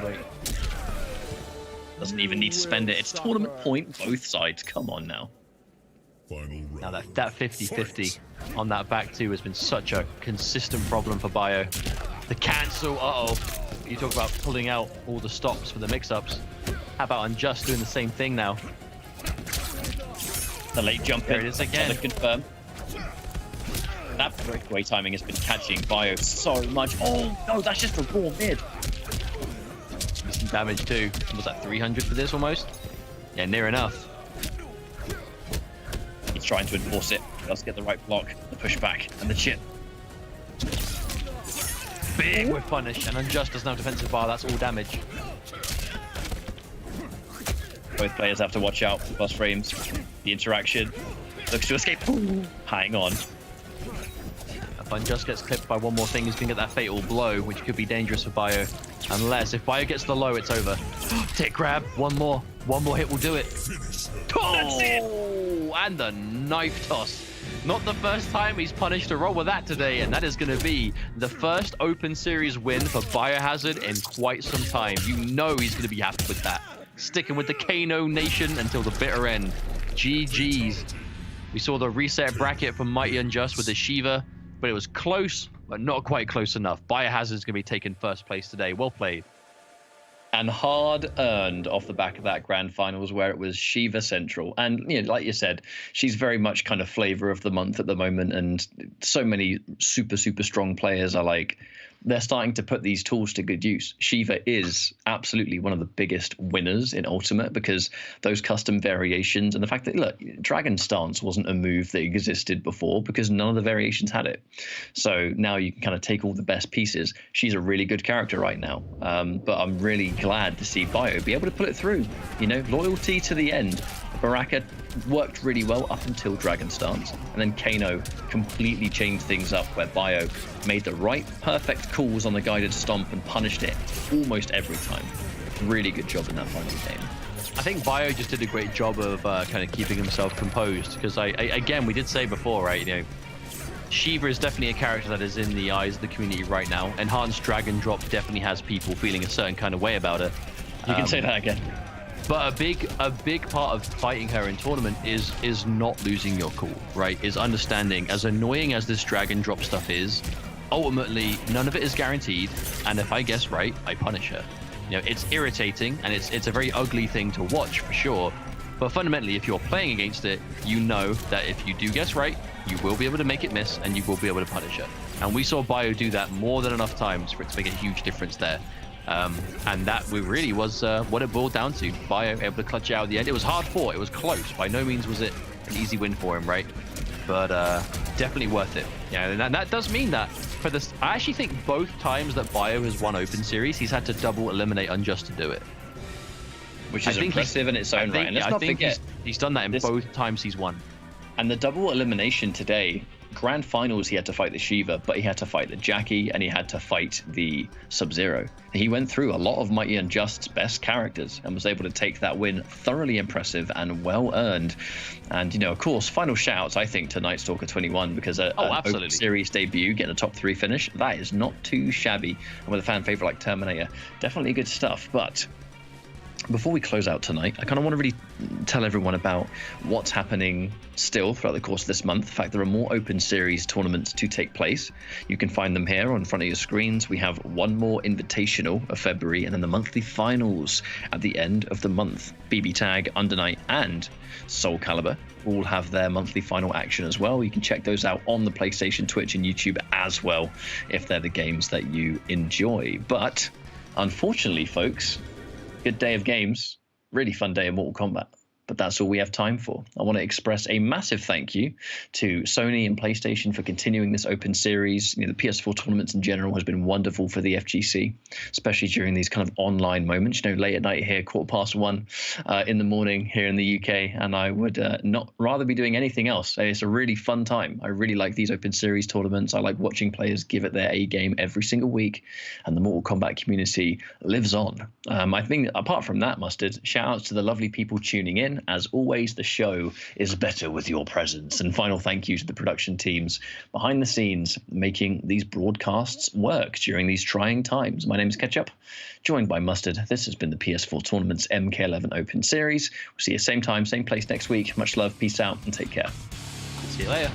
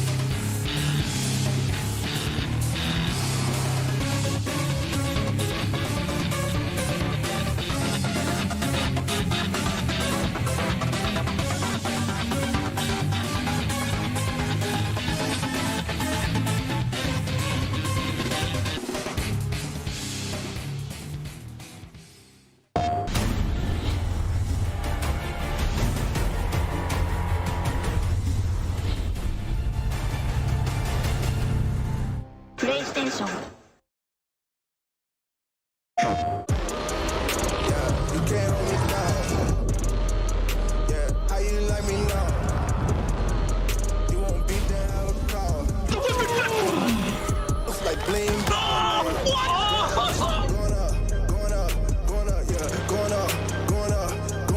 Going up,